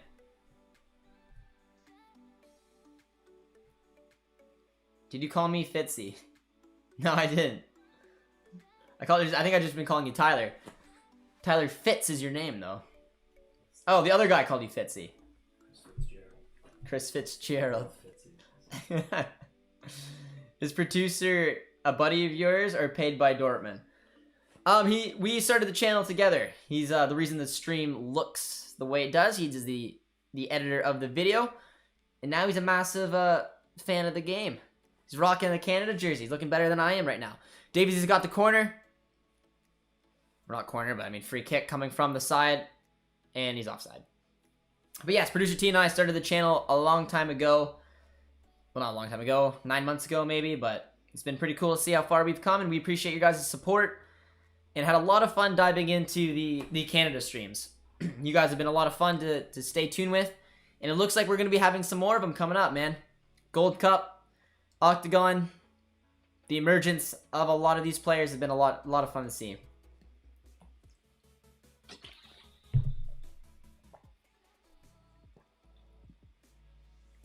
But Haiti's in a bit of trouble now. Darcy Butler pops in the stream. Says someone needs to shave. Well, Darcy, you usually rock a nice little muzzy and facial hair yourself. But Darcy's a buddy of mine. Went to school together. Played a lot of soccer together at Conestoga College.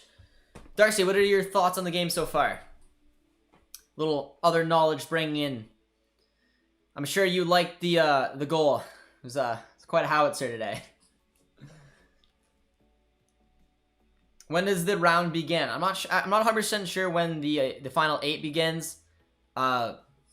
September. Producer T's telling me that September is when the Octagon begins. The Gold Cup starts on July 11th or 10th, one of those 2 dates. I can't remember. And we're in a group with United States, as well as Martinique, and I believe Haiti has a chance to be in our group as well. Bring on the Canadians from the U.S. It'll be curious, man. I'm excited for the Gold Cup, given the fact that U.S. and Mexico will have their B squads. Honestly, it really opens up opportunities for other nations to really go for it. Because I mean, the Mexicans and the U.S. are obviously the higher teams, I guess, right now in the CONCACAF. But there are a lot of teams closing in the gap. Jamaica and Canada, obviously, is going to be 2 big ones. There's still some of the old boys in there. Costa Rica, Honduras can be tricky. But I don't know. I think the Gold Cup's going to be fun. And I'm hoping that Canada can somehow bring their best players if they're all available. And we can do something a little bit magical there. Can you explain your collaboration with Dortmund again? Yeah, so Dortmund reached out to us a while ago, and we've gone on their Twitch. And we have a partnership with them. We're their official international Twitch streamers. Obviously, bridging the gap to the English language. And we are working with Dortmund on a project throughout the summer. It'll launch in July. Very honored to be excited to be a part of it. It's involving international fans. The only it's poor Bob AK. The only hint I will give you, but yeah, it's been exciting. We've introduced some legends there. We've had Patrick Omayela, Paul Lambert on the channel. It's been a lot of fun. Dortmund's given a lot of faith into the channel and are willing to work with us. And it's obviously much appreciated. Now I just got to convince them to sign Jonathan David, and our collaboration is set. Nice ball there. Controlled very well by Eustachio. Finds K. Nice ball to Jonathan David. Comes on in. But the third string keeper makes a nice save this time. And is cleared out. LOL, a chirp from one of your boys. Darcy said I had to rub my eyes a few times to believe the goal that I just saw. Can't believe the Haiti goalie stopped David on 4 occasion shots. Yeah, I don't even know how to describe it. I really don't.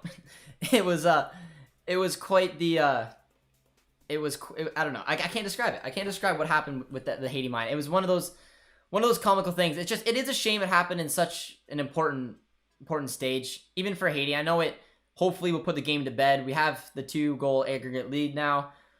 It's an ugly way to concede, and given the whole issues before and the visa issues and all that, of course it comes down to a massive goalie mistake. But it is what it is. I will take it, and 55 minutes in, hopefully we'll be cruising to the final 8 from here on out. I hope Canada TV and TSN plays the game so we can watch it on our own TV. Very disappointing. Yeah, I mean, it's an ongoing debate in Canada right now of what the best approach is. I mean, One Soccer has the rights to the Canadian men's national team. Arguably, it's their biggest asset. I can't see a way. Oh, that's a poor ball there. Haiti's got an opportunity, but it's a foul given. But I can't see a way that... Oh, Henry looks like he's in a bit of pain. It's a hard challenge. It's not be ideal if Henry goes down. Let's take another look at it. He got hit pretty hard. I'm thinking that he'll be okay. But I don't know. I'll have to get another look at it from the angle. But I can't see One Soccer giving up the rights to allow TSN to do it. That's been the real debate, is if you want to find a way to grow this sport, let it be available. Henry does look like he's in a lot of pain, though. That is not good. I'm assuming if Henry comes off, probably Alistair Johnson will slide into the outside right back, and then Buchanan or Larea will come on. That's tough. He's been a positive. I mean, he plays his football in South Korea now, which is, I always think it's very interesting. That's the destination he ended up going, but he's been very good nonetheless. But he does look like he's in a bit of pain right now. Dave coming in again with another donation. Dave, I appreciate it, my friend. I am a Dortmund fan and Union Berlin fan. I love Robert Lewandowski because I'm a quarter Polish. It sucks that he plays for the evil empire. Well, there you are, Dave. If you're quarter Polish, I assume for the Euros you go for Poland. That would probably make sense. My background's Germany. That's who I go for when the Euros are on. But you're a Dortmund fan as well, Dave. I absolutely love it. Union Berlin's a beautiful team to follow as well. They've been very impressive. Finishing 7th in the Bundesliga is absolutely insane. But it is, I don't know, what do you guys like? But that is cool, Dave. You relate. You relate. You understand the channel, and I appreciate it. Quotes by category coming in saying we may have the Octagon on bigger stations. Last qualification I watched, Canada versus Cuba on TSN, Sportsnet. I can't remember which. Tim on Sportsnet talks about soccer a lot, but if One Soccer has exclusive rights, I don't know. That's the point I'm trying to make, is like almost similar to DAZN, guys. We're all from Canada, I'm thinking a lot of us will be, so you understand what it was like growing up with access to the Premier League, access to the Europa League, the Champions League. DAZN bought those rights. Similar type of thing happened here. I mean, the Canadian men's national team has played on TSN Sportsnet before, yes, but One Soccer bought the rights. No way, in as important games as the Gold Cup, the Octagon, that they're gonna allow TSN or Sportsnet to show it. I don't see it. It's not a good business strategy for One Soccer to do that. So I don't see a way that they're gonna do it. If you're gonna probably want to watch it, you're gonna have to spend the $75. I mean, it's relatively cheap. I know that it's a frustration for a lot of people, but I mean, I don't have cable, so I had no problem spending the $75. But it is a debate. And the other look at it is, if you're going to find a way to grow the sport in our country, give access to the national team is always a good way to do it. But I don't know. If you want to watch it, I guess right now your options are One Soccer. Favorite English team? Well, touching on the point I just made about growing up in Canada, having really easy access, because I mean, my parents had TSN. Thank you, Mom and Dad. Oh, a huge opportunity there for Haiti. That was quick. Just like that, they could have been right back in the game. It was very well worked down the side. No one covering and marking the man coming in the middle. Very poor backtracking from... I mean, it kind of looked like Eustachio or Kay should have been able to pick him up. That would have been tough. That would have been tough. But... yeah, my favorite English team is Chelsea. My buddy's Darcy is Manchester United. He's a massive United fan. Producer Tease is Leicester. He made that decision not that long ago. I'd like to see Corbiano break out in the Prem. That'd be nice to see. My goal would be to have a Canadian in the Big Five. It's another hard challenge there. Haiti is going into a few challenges, and rightfully so. Rightfully so, a card comes out. There has been some hard challenges coming in. Haiti is playing very tough football right now. Tyler says, Dave, you legend. Dave is a legend. Dave has dropped a lot of donations on the chat today. It means a lot, my friends. Helps with the channel. But that is just a stupid challenge on Mark Anthony K. I hope he's all right.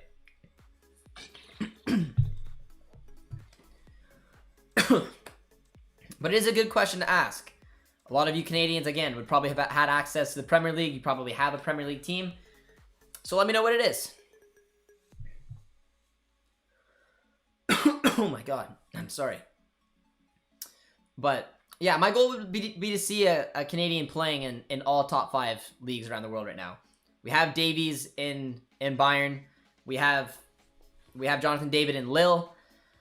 We have Corbiano playing for Wolverhampton. Hopefully he breaks out, like I said. And then I would like to see maybe Eustáquio Buchanan make that jump somehow over to Serie A. And then we need to get someone to La Liga. So there's always options. It would be cool to have them spread out across those big 5 leagues. My wife's Greek, so North Macedonia, baby. There you are.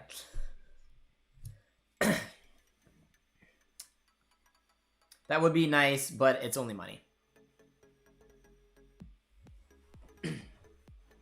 What are the odds of Werner scoring in the Euros? Low.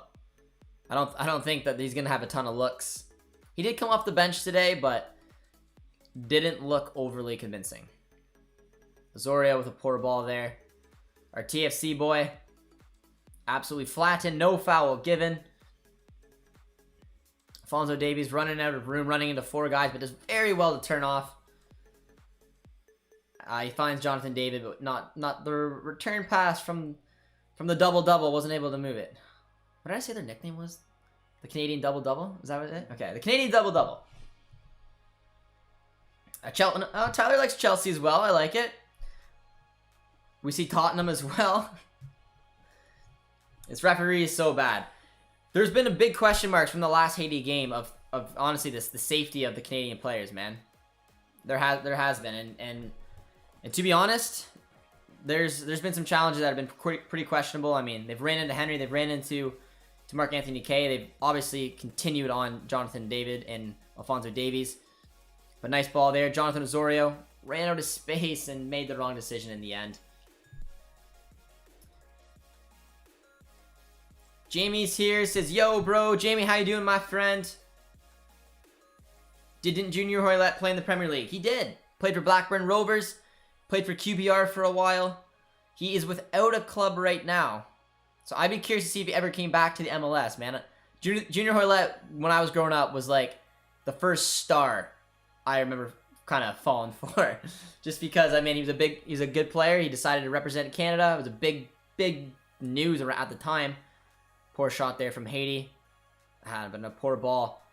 They're letting Haiti come in. Nice, awful cross in the end. Dave with another donation. We appreciate the love, my man. I'm from Minnesota. You know I'm a diehard Minnesota United fan. Yeah, I understand it. Do you think that St. Clair will get a good start for the Gold Cup games and some World Cup qualifiers? Also, hi, Tactical Manager. Gives a shout out to Tactical Manager. You gotta like it. I'm a big fan of St. Clair. I think he's going to be the future of the Canadian men's national team. I'd like to see him get some looks. I mean, Borjan's been around for some time. He is a good keeper. He's got some question marks about him, but I mean, he's playing regularly, playing in a good league, winning some silverware. But yeah, I would love to see if St. Clair can take that step, because I think he's a good keeper. I think he could be another Canadian men's national team player to make that trip abroad one day. But we have a substitution coming up, and it is a substitution I called earlier. Jonathan Osorio is coming off, and David Wotherspoon is coming on. Good to see him on the pitch. I've really enjoyed him since he's started playing for the Canadian team. I thought he's brought a little bit of energy, a little bit of skill. He's got some good numbers as well. But yeah, Dave, I don't know. What do you guys think about St. Clair? Do you think that he is the future between the sticks for the Canadians? Do you think that he could break into the Gold Cup squad above Borjan? Oh, look at Alphonso Davies just having absolute fun. But he does it all himself and turns over the ball. But he draws a foul, though. But Dave, we do really appreciate the donation, my man. But that is a good question. Good to hear that you are a Minnesota United fan. I mean, I live close to Toronto, so TFC is my MLS squad. So it's cool to see Osorio in it, but yeah, I hope that St. Clair does live up to the hype I give it to him sometimes. Lots of live streams on YouTube, but in French, so watching with no sound and watching you for commentary. Best combo. I'm glad, my man. We found Jonathan David, but cleared just off the line. Well, Michael, that's good to hear, my man. I'm glad that you enjoyed the stream. Samuel called it, said Osorio needs to go out. He did. Larin should go to the Premier League. I think West Ham would be a good look for him. Nicely defended again. Haiti has had some good moments on the defensive side of things today.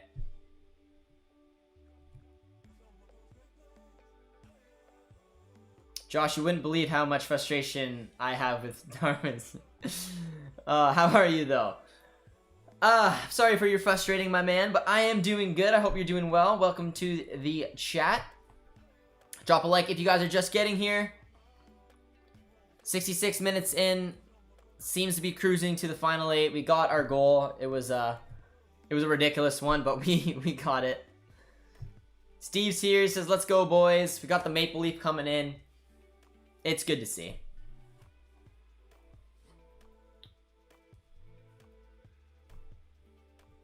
Bold prediction here. Kylian Mbappe to Vancouver. I like your enthusiasm. I mean, it gets as bold as it can be. But I don't know. We found a little bit of control here in the second half. Nice ball down to Alphonso Davies. He's got a little bit of space. And he's finally using his speed. Beautiful pick out to Kyle Larin.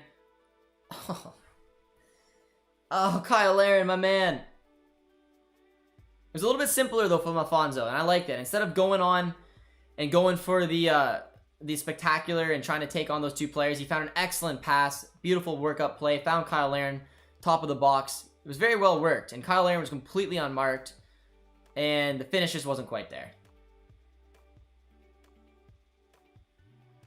I hope that Corbiano will get some game time.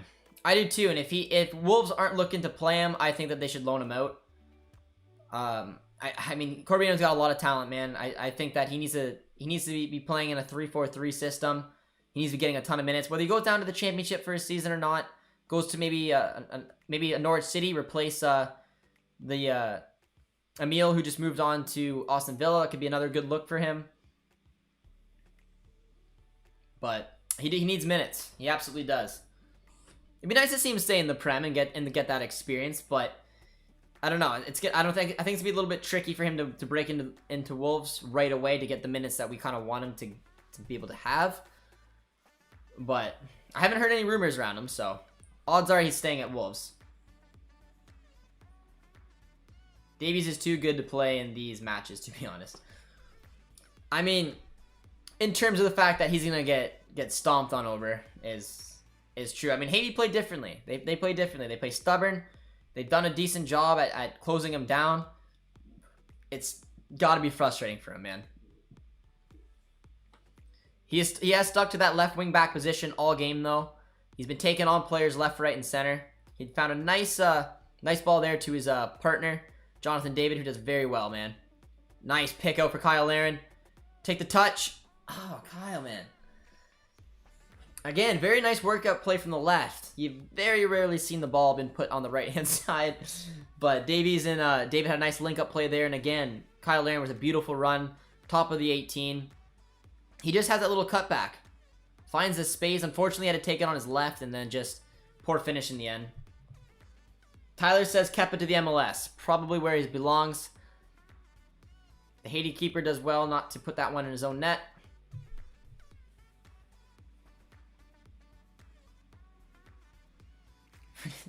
Fernando says you really think that the goalkeeper didn't do that on purpose. He didn't do it on purpose, my guy. He's just had a blunder. Canada should try to pick up Tomori before qualifiers. Yes, I saw that comment earlier and I meant to touch on it. But I agree. And hear me out, Canadians. This is a 100%... Oh, nice touch there by David. Wins a corner. This is all of just my mind thought, but this is the way I'm looking at it. Tomori just signed for AC Milan. He got snubbed from the Euros. England likes picking Premier League players. They think that their league's the best in the world. The fact that Tomori will not be playing in the Premier League anymore, that he got snubbed from the Euros. Canada's hosting a World Cup in 2026. We have a shot at making 2022. He was born in Calgary. There is an option with that new FIFA rule to get him on the one-time switch, man. Eustakio comes in with the ball. Very well defended. But I don't know, man. Tomori would completely change this Canadian team. He is exactly what we need. The emergence of Scott Kennedy and Tomori would be huge, man. Absolutely huge. Oh, Jonathan David. But I don't know. I'm going to try to keep up to date as much as I can with that story. I haven't heard anything about it. But I know with the new FIFA rule, with that one-time switch, Tomori is eligible to represent Canada if he wanted to. And I'm hoping the fact that he sealed that AC Milan move, he will just continue being overlooked by center backs who, in my opinion, should not be on that Euro squad. I think it's about time Canada put some class on the field and qualified for something. Well, they're on way right now, man. When is your merch thong coming out with a JJD TV thong? Asking for my girlfriend. Quotes on category made it personal. I don't know. We're going to add that to the line of JJD TV merch. Going all, you know what? I'll go edible underwear. I'll go one better for you. JJD TV, edible underwear. Limited time. Cherry flavored only. You're welcome. I'm a Wolves fan and I'm from Canada. You intrigue me. So what made you be a Wolves fan? Poor ball there by Haiti. It's very interesting. I always love hearing stories of how, especially from North America, man, how you became a fan of your club. Because there's a beautiful story behind all of it. Sometimes it's family related, sometimes it's not. Mine was definitely not. Mine was by fluke. I mean, a little bit family. Like I said, my background was the reason I was looking at Germany, but... Oh, nicely done. But it was a fluke in the end. Puts it up from Alistair Johnson. Oh my. Absolutely atrocious. And Kyle Larin comes in to finish this thing off. And he does. Kyle Larin. Another atrocious piece of defending from Haiti. And that puts the game to bed, baby. 2-0 on the night. 3-0 on aggregate. Kyle Larin. Alistair Johnson just pumped that upfield and just, oh man, just completely miscued it. And then just a nice little step away. Kyle Larin comes in, uses left with a composed finish. Get in there. 2-0 on the night. That is game, set, match. Beautifully done by Kyle Larin. We're getting a lot of yeses in the chat. Beautiful goal. Sort of. It was a composed finish. It wasn't a beautiful goal. It was actually another, honestly, it was another horrible goal. No, neither goal today. They were both goals today were completely Haiti's fault, man. That was awful defending, and as well as the first one was laughable. Haiti did it to themselves. Borjan, you see the passion, man. We are going to the octagon. A lot of pressure on this game, but we seem to be obviously cruising to it now. I know that Alfonso and Tomori are friends. I don't know. Man, it would be huge. It would be huge. That would be a dream to get Tomori in.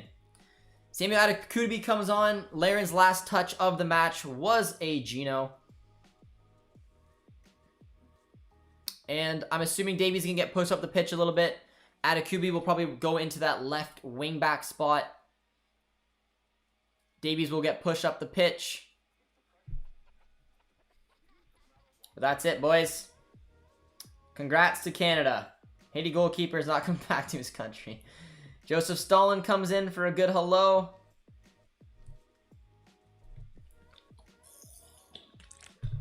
Who scored?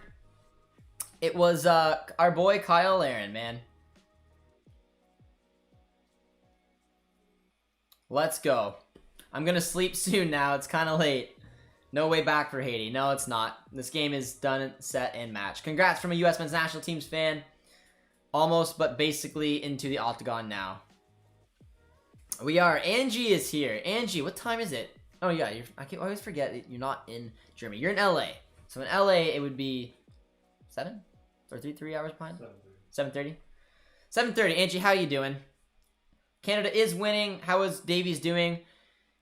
Honestly, I mean, it's hard to really rate Davies today. I mean, he's so talented that he's always going to have chances. He's always going to have an impact on the game. But Haiti did a good job at trying to keep him at bay.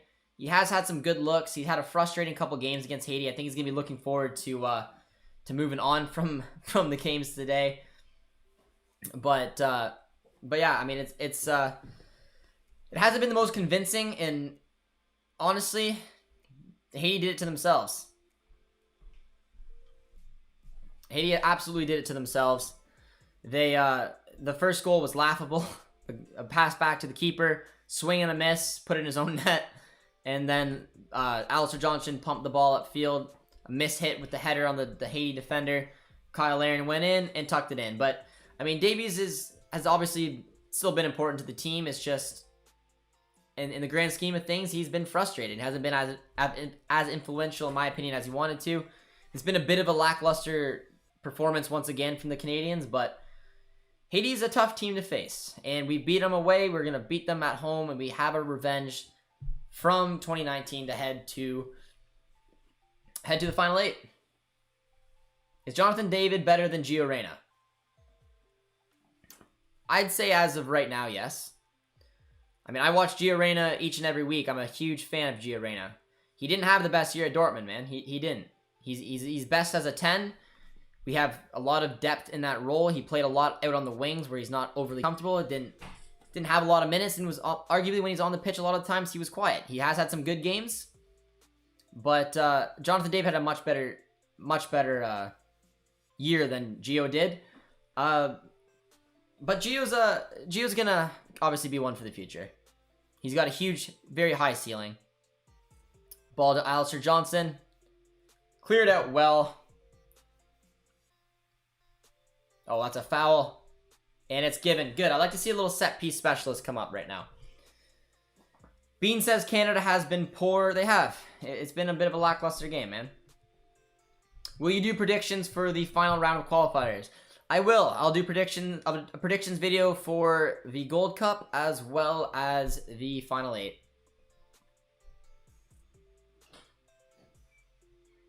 He's missing his Bayern boys. Haiti is a tough team, man. They're very aggressive. They've been going at him for the last 2 matches. It's been frustrating, man. You said David is better. Are you ready than war?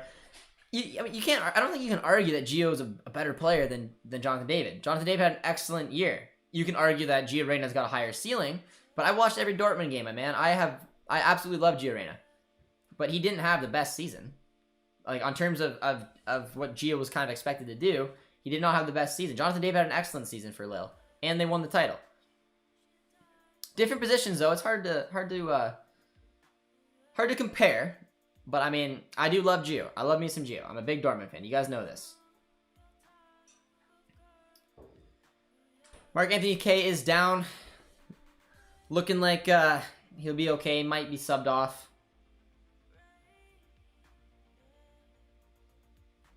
Keeper got megged on his first goal, if you watch the replay. He did. He literally walked over it. It was quite something. Hopefully Mark Anthony K is going to be doing all right. The medical staff looked like they were going to maybe come on, but he's looking like he's got back up. Still streamed about Germany, but more mellow after the drinks. It's fair. It's fair. Guerrero did score today. Fluky goal, but he did score. Big Guy says, thank you for your time. This was great. My son does the same thing, except he is a gamer, not sports. Can I post his free site for anyone interested as a nice perk from someone who's doing well? Go right ahead, my man. Go right ahead. Appreciate you tuning in. I hope Dortmund get Marshall Rudy once he turns 18. Dortmund know how to develop young, wide players. We do need some width, but we got a free kick coming up. It is Alphonso Davies. He's not taking it, though. Right at the keeper. Gio's a beast for the U.S. men's national team. Yes, he is. And guys, and do not take that with a grain of salt. I absolutely have the highest praise for Gio Reyna. You guys asked me a question. I'm going on form. I watched a lot of Gio, man. He hasn't had the best season. There's been a lot of real good moments. There's been a lot of other moments. He's played out of position most of the season for Dortmund. He is not a winger. He's best as a 10. He's had some great performances as a 10. And he's had some great performances as a winger as well. But a lot of the times when we lined up in the 4-2-3-1, Gio was very quiet. Can't wait to see Gio, Pulisic, and Tyler Adams on the field at the same time. 81st minute, we got a couple other subs coming in. Junior Hoylett and Buchanan's coming in. Jonathan David's coming off. I'm assuming maybe Alistair Johnson might come off, or maybe Henry. Henry had a good shift today. It's Alphonso Davies. The two big guns are coming off. The two Ds. Jonathan David, Alphonso Davies. Davies looks a little frustrated, as you probably could have expected. He got he had his work cut out for him today, but it's good to see Junior Hoylett come on. Got a nice little soft spot for him, still rocking the number 10, and of course Buchanan as well.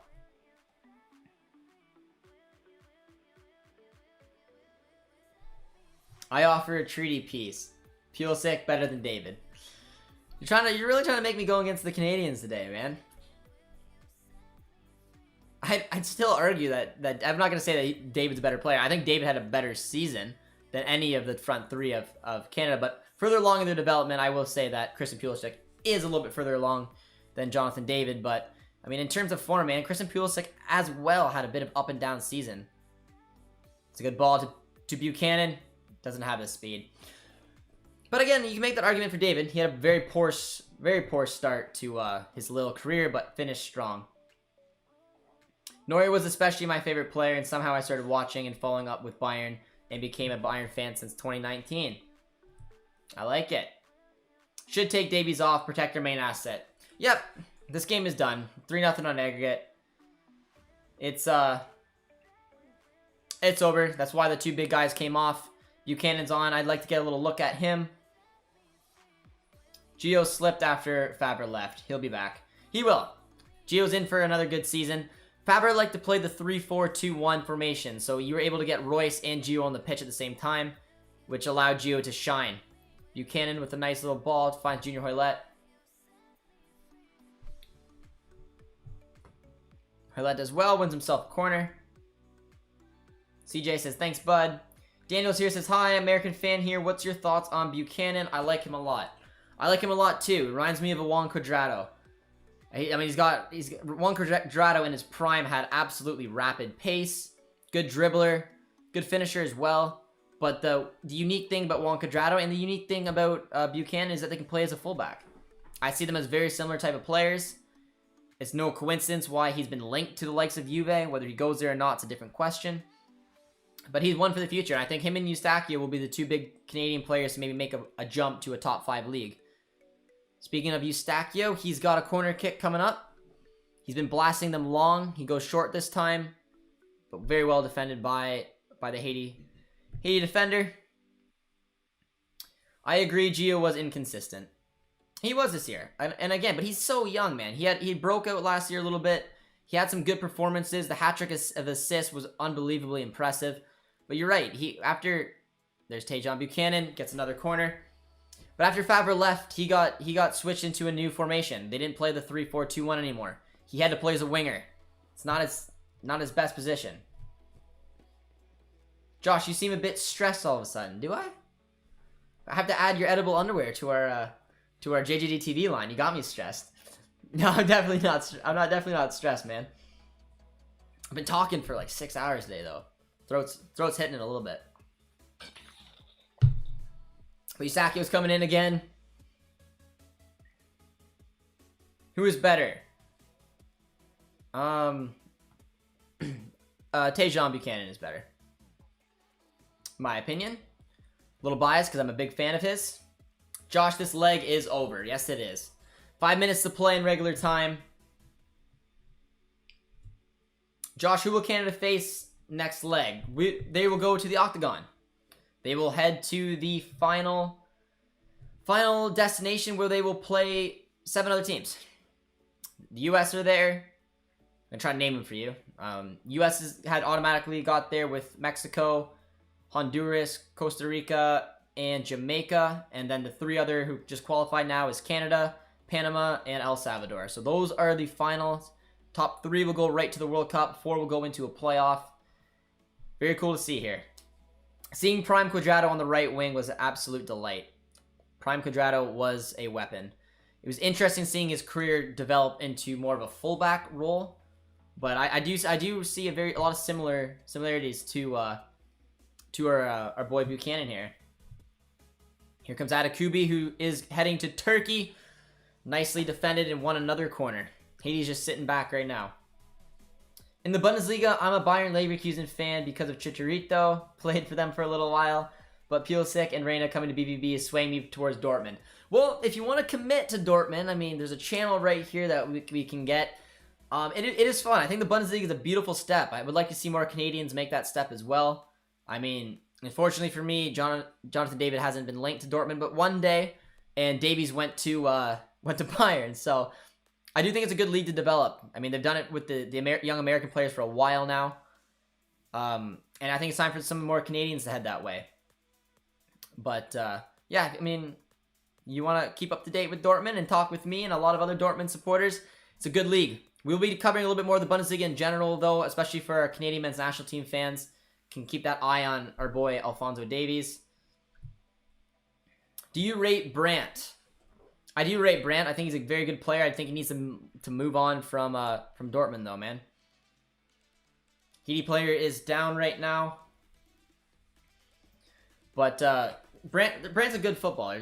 There's no questioning it. It's just he needs to play consistently. He needs to play in a 4-2-3-1 or play in a 4-3-3 as an 8, in a 4-2-3-1 as a 10. Similar situation happened with Gio, man. Throwing it on the wings, put it as a false 9, not playing to his advantage. It's not really going to get the best of him. He needs to move on because he's never going to play in front of Royce and arguably never going to play in front of Gio. Who do you have for the Euros? A lot of people are saying France. I picked Belgium. My Dortmund boys kind of swayed me that way with Meunier. Here comes Atakubi. Nice little ball. Wouldn't it be a nice little finish? Oh, Junior Hoilett! Hey, that's what you like to see. Like I said, man, Junior Hoilett has got a good little bit on my heart, man. Very cool to see him still contribute to this team. Again, 3-0, 4-0 on aggregate. Canada did find a way to make it look easy, even though it was far from it. Good ball from Atakubi. Found Hoilett, followed up with his run, and just tapped that into an empty net. He's been with this national team for a long time, and it's cool to see him still contribute. I enjoyed that. The self-assist. The self-assist. Post to himself. Junior Hoilett, 3-0 Canada. Making it easy now, man.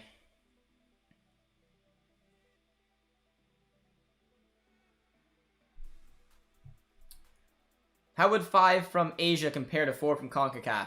I would put my money on 4 from CONCACAF. I think the scary thing would be lining up, and I honestly don't know 100% how it works, but I believe there's a few options. 5 from Asia, which I'd put money on CONCACAF. Depending on who it is from South America, I mean, if it's Ecuador, you have more of an option, but I mean, the South Americans are good, man. It could easily be like a Colombia or Uruguay, where that's just the worst case scenario. And then I believe and I think New Zealand might be an option. I can't remember exactly how it goes, but someone told me recently that they think Junior Hoilett just got knocked to the ground there. Someone just told me that they think it would be 5th from Commonwealth, which would be scary. Dr. Negative says, I think Haiti can still score 3 goals. Interesting. You need 4 now, yeah. Buchanan to Stuttgart. Could be a good little look. I would like to see Buchanan head to Frankfurt. Frankfurt's a good team. They have an excellent fan base. They had a good season. They play in the wingback role, which is where I think that Buchanan would be fantastic down that right-hand side. And they get some Europa League, some European football as well. If I could link Buchanan to the Bundesliga, I'd link him to Frankfurt. Or Dortmund. Again, bias. But we do need a right back. Josh, why are so many U.S. men's national team players heading to the Bundesliga instead of other leagues? There's been a history behind that. The Bundesliga has a connection with the U.S. men's national teams. I heard from Thiago from Footybase on Instagram that there's a connection due to the war and having German wives and German moms. Thank you. American soldiers married German women. That is why the Bundesliga has a lot of U.S. players there, and they've kept it going for a while now. They've also developed very well. A lot of really good and talented U.S. players go there, and I'd like to see the same for Canadians. A nice ball to Junior Hoilett, unfortunately offside. On paper, and according to FIFA rankings, Asia number 5 is better than CONCACAF number 4. I mean, either way, it's going to be tough. Like I said, I don't have to really look at the Asian team. I'd put more money on CONCACAF. I'm picturing us in 4th, that's why. 5th from the Commonwealth, 5th from AFC, or 1st from OFC. Yep, and you want 1st from OFC, man. That's exactly who you want. More than likely to be New Zealand, who I think any CONCACAF team would probably be the favorites in.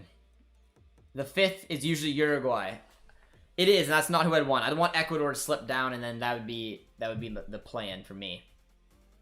Lots of U.S. military base in Germany. Yes, sir, man.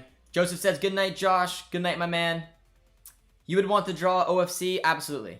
For me, if I had to pick right now, I would, because more than likely it's going to be New Zealand. New Zealand, decent, but again, I think Canada would have a better chance, but we'll see. I love it when Josh says CONCACAF. You saying CONCACAF. I don't know why. I'm assuming you meant to spell that. Alex Marshall is the best player in the Canadian League. Bold. Bold. Salute JJD TV. Hello, my friend. Welcome to the stream, guys. Drop a like if you haven't done so. Subscribe to the channel if you're new. And if you are new around here, let me know. I don't recognize Green Dog. I'm assuming Green Dog may be new. Welcome, my friend. There's a minute left in this match. 3 of the 4 additional minutes have been played. There's a tough challenge from behind from Junior Hoylett. Not the prettiest. Oh, that was not a pretty challenge from Junior Hoylett, man. Picks up a yellow, though. Is CONCACAF going to play with VAR in the next stage? Because we do in South America, and it's a nightmare. I'm assuming, I honestly don't 100% know, so don't take my word for it, but I'm pretty sure VAR would be in. I'd hope it'd be in the final 8, and I'm assuming it's going to be in the Gold Cup. But I'm not 100% sure. If anyone knows that answer, you can feel free to put it in the chat. If Canada win, do they go to the World Cup? They do not. This is the second round of qualifying. If they win this, they head to the Octagon. They meet up with the top 8. Well, it'll be 7 other sides, including themselves, in CONCACAF, where 3 of them will automatically get qualified for the World Cup. And like we were talking about, the 4th in CONCACAF will take on a few different options. 5th from South America, 1st from the OFC, or 5th from the AFC. If Canada got to the playoff spot, they would give the automatic instead. That's the game, guys. And we get a massive donation from Dave towards the end. Dave, once again, my man, real MVP of the stream. A lot of donations. It's much appreciated, guys. Likes, comments, donations. You guys are killing it. But Dave, that's a big donation. Biggest donation of the night. I really appreciate it. And Dave has to say, there's 2 groups of 6 in Asia. Top 2 teams from those group automatically qualify. And then the top 2 third-place teams go head-to-head. And on aggregate, winner of that will be the international playoffs. Dave's got some good insight on the Asian qualification, which could potentially be one of our opponents. But that is it, guys. We are heading to the Octagon. 3-0 victory at home or at Chicago, whatever you want to look at it. 4-0 on aggregate. An awesome stream. I appreciate all the support, guys. You guys have absolutely been killing it. Was it the most convincing victory? No. Was I impressed with John Herdman's tactics throughout the majority of the match? Not 100%. But again, we showed that we can get it done. John Herdman keeps answering the critics. You can argue all you want that it wasn't as pretty as it is, but he's walking away with a 3-0 victory. He's heading to the final 8, which was the bare minimum of this squad. And it's very interesting to see the way that it went. Very, very cool. Canada will struggle in the next round. I don't know if they will struggle or not. It's going to depend, man. It's a big step up from the teams that they were playing. They're going to get a real eye-opener in the next round to see how they can do against the likes of Mexico, U.S. Costa Rica will be a test. Honduras will be a test. I mean, arguably, you can rate them above Panama and El Salvador. We're hoping.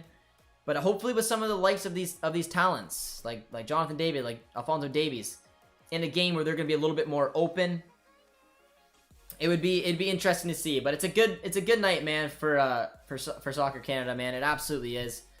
It's a convincing win. We have also sweet revenge after that disappointing exit to Haiti in the Gold Cup. Got to see some of the big boys score today. Kyle Learmon's on the score sheet. An old but usual familiar face, and Junior Hoylett was on. It's very good to see, man. But Dave's big donation was still on the things. I want to give another shout out, Dave. You've been a class act today. We really appreciate your support on the channel. And yeah, we appreciate your knowledge as well. As the Canadians get together right now, taking a lot of pictures with the media. Gotta look out, man. Got a red hot Canucks coming into that next round. Canada hasn't entered the World Cup, but this is quite the result to go ahead of the final round. It is, man. And we're looking at Borjan right now. He's firing the boys right up. It's good to see. It's good to see some passion going on with this team. It's the reason I really like Borjan. Don't get ahead of yourselves, Canada. Take it one game at a time. Maybe you boys can finish fourth. Like I said, fourth is the goal. I think that this team can do it. I think there's going to be a lot to prove and a lot to look at, but I do think this team can qualify for the World Cup. Fourth it's gotta be the goal, but there's a lot of good steps. There's a lot of worrying situations looking at this game, but we were able to finish it in the end.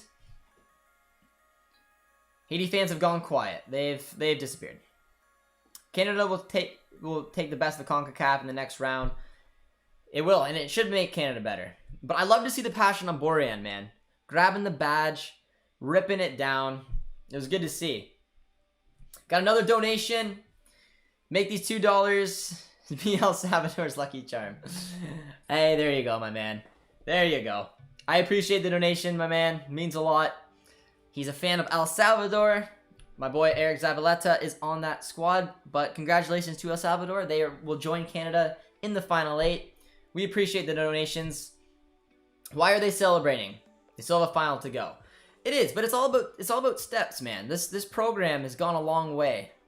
This sport and this country has gone a long way. And I mean, they had a tough road. I mean, the group stage getting through Suriname with the recruitments they did, it was never a guarantee. They had this challenging Haiti test in front of them after the upset that they caused us in the Gold Cup. There was a lot of question marks on whether this team could do it or not.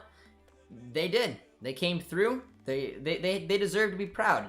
They shouldn't rest on their laurels right there. They got to head to the octagon. They had to head to the Gold Cup. They got to keep building on these results. But there's a lot of talent on the pitch today. It's showed, and it's exciting to see the way that they've really been able to move on. And I'm excited. I'm glad to see the passion. It's what you want to see. You don't want to see them just take it day by day. This is a big result. It matters. And in my opinion, seeing Borjan go down, firing everyone up, it's good to see. And hopefully we can continue it. We are celebrating because it's been 26 years since Canada makes the final round. Yes, it has. Yes, it has. And it's a huge accomplishment. It is. There's still another huge test to go. But I'm very proud of the country. I'm very proud of the program. It's very good to see. And hopefully we can do everything we can in the next round, man. I'm going to bed. Thanks for a great stream. Just remember to take it one game at a time. Take care, Tyler. We appreciate you tuning in, my man, from the U.S. And we will see you hopefully soon, but also in the Gold Cup. Let's be real. We all had a past moment at some point in high school. There you are. I agree. It's a big step. It's like making the playoffs. Well said, my man. Mateo's here, says, I didn't see the big three, Davies, David, and Lauren, in the celebrations, but I'm happy for the rest of the guys, especially Borjan, with 5 clean sheets in only 6 games. Well said. I didn't actually see them in the huddle as well. I'm assuming they were in there, but yeah, I mean, you can see the leadership that Borjan brings. It's why he was wearing the armband. I loved it. I loved it. Grabbing the kit, firing your guys up. It's well deserved. KJ and the boys are discussing it right now, but there's not much more to say. It wasn't like I said, it wasn't the prettiest. Like, this Canadian team is gonna have to be better in the finals. But when you take a look at the Haiti squad and how they approached the game, the Canadians did decent to try to cope with it and push on from that, and they got the big result in the end, 3-0. First game against Honduras, US, and El Salvador. Says Wes in the Octagon. Honduras will be a massive test. A game, in my opinion, that we should be able to try to take all three. US will be hard. Honestly, we'd be happy with a point. And then El Salvador, again, would be one that we want to take all three from. Want to take all three from those 6 points, arguably, from the opening couple matches could be good. I don't think Tactical's here. I think he headed out. He was here at some point. One Soccer was also here to say hello, which was pretty cool. Quotes by category says, well done as always, Josh. Hope the Sens get back to contention soon. I appreciate it, man. I can see y'all finishing 4th. I hope, and then hopefully take on New Zealand. That's my goal. That's my dream. But that is it. Probably it for today, guys. I've been talking for quite some time today. Canucks Hub came in for the quick woohoo towards the end. But yeah, I don't know, man. If you're a big fan of Canadian soccer, it's a proud moment. 26 years before we made it to the finals. Still have a lot to do, but there's an opportunity for this squad to qualify for the World Cup in 2022 and then the guaranteed 2026. Back-to-back World Cups for Canada would be massive. Seeing the development of the program and these players, it's good. I'm in a happy mood, guys. I hope you guys are too. Still some question marks, but all in all, it's good to see. When is the 3rd round? It starts in September. Gold Cup starts in July. Final round is in September, and it'll be quite the journey, man. I think we can beat El Salvador, Panama, Jamaica, and Honduras. I think we can always compete with them. I would almost say Jamaica's a better team than Costa Rica, man. I think Costa Rica is not the team that they used to be, and it's a different style of football though in the CONCACAF, and it's gonna be curious to see the way that we approach it. But we're gonna head out for today, guys. We appreciate everyone dropping in, joining us for this stream. Huge moment for Canadian soccer. Appreciate all the donations, everyone who's liked the stream, subscribed to the channel. It appreciates. It does. It means a lot to us. We're going to keep growing, keep following our national team. Thank you guys once again. Be sure to drop a like on the way if you haven't, and of course subscribe if you're new, and we will see you on the next time.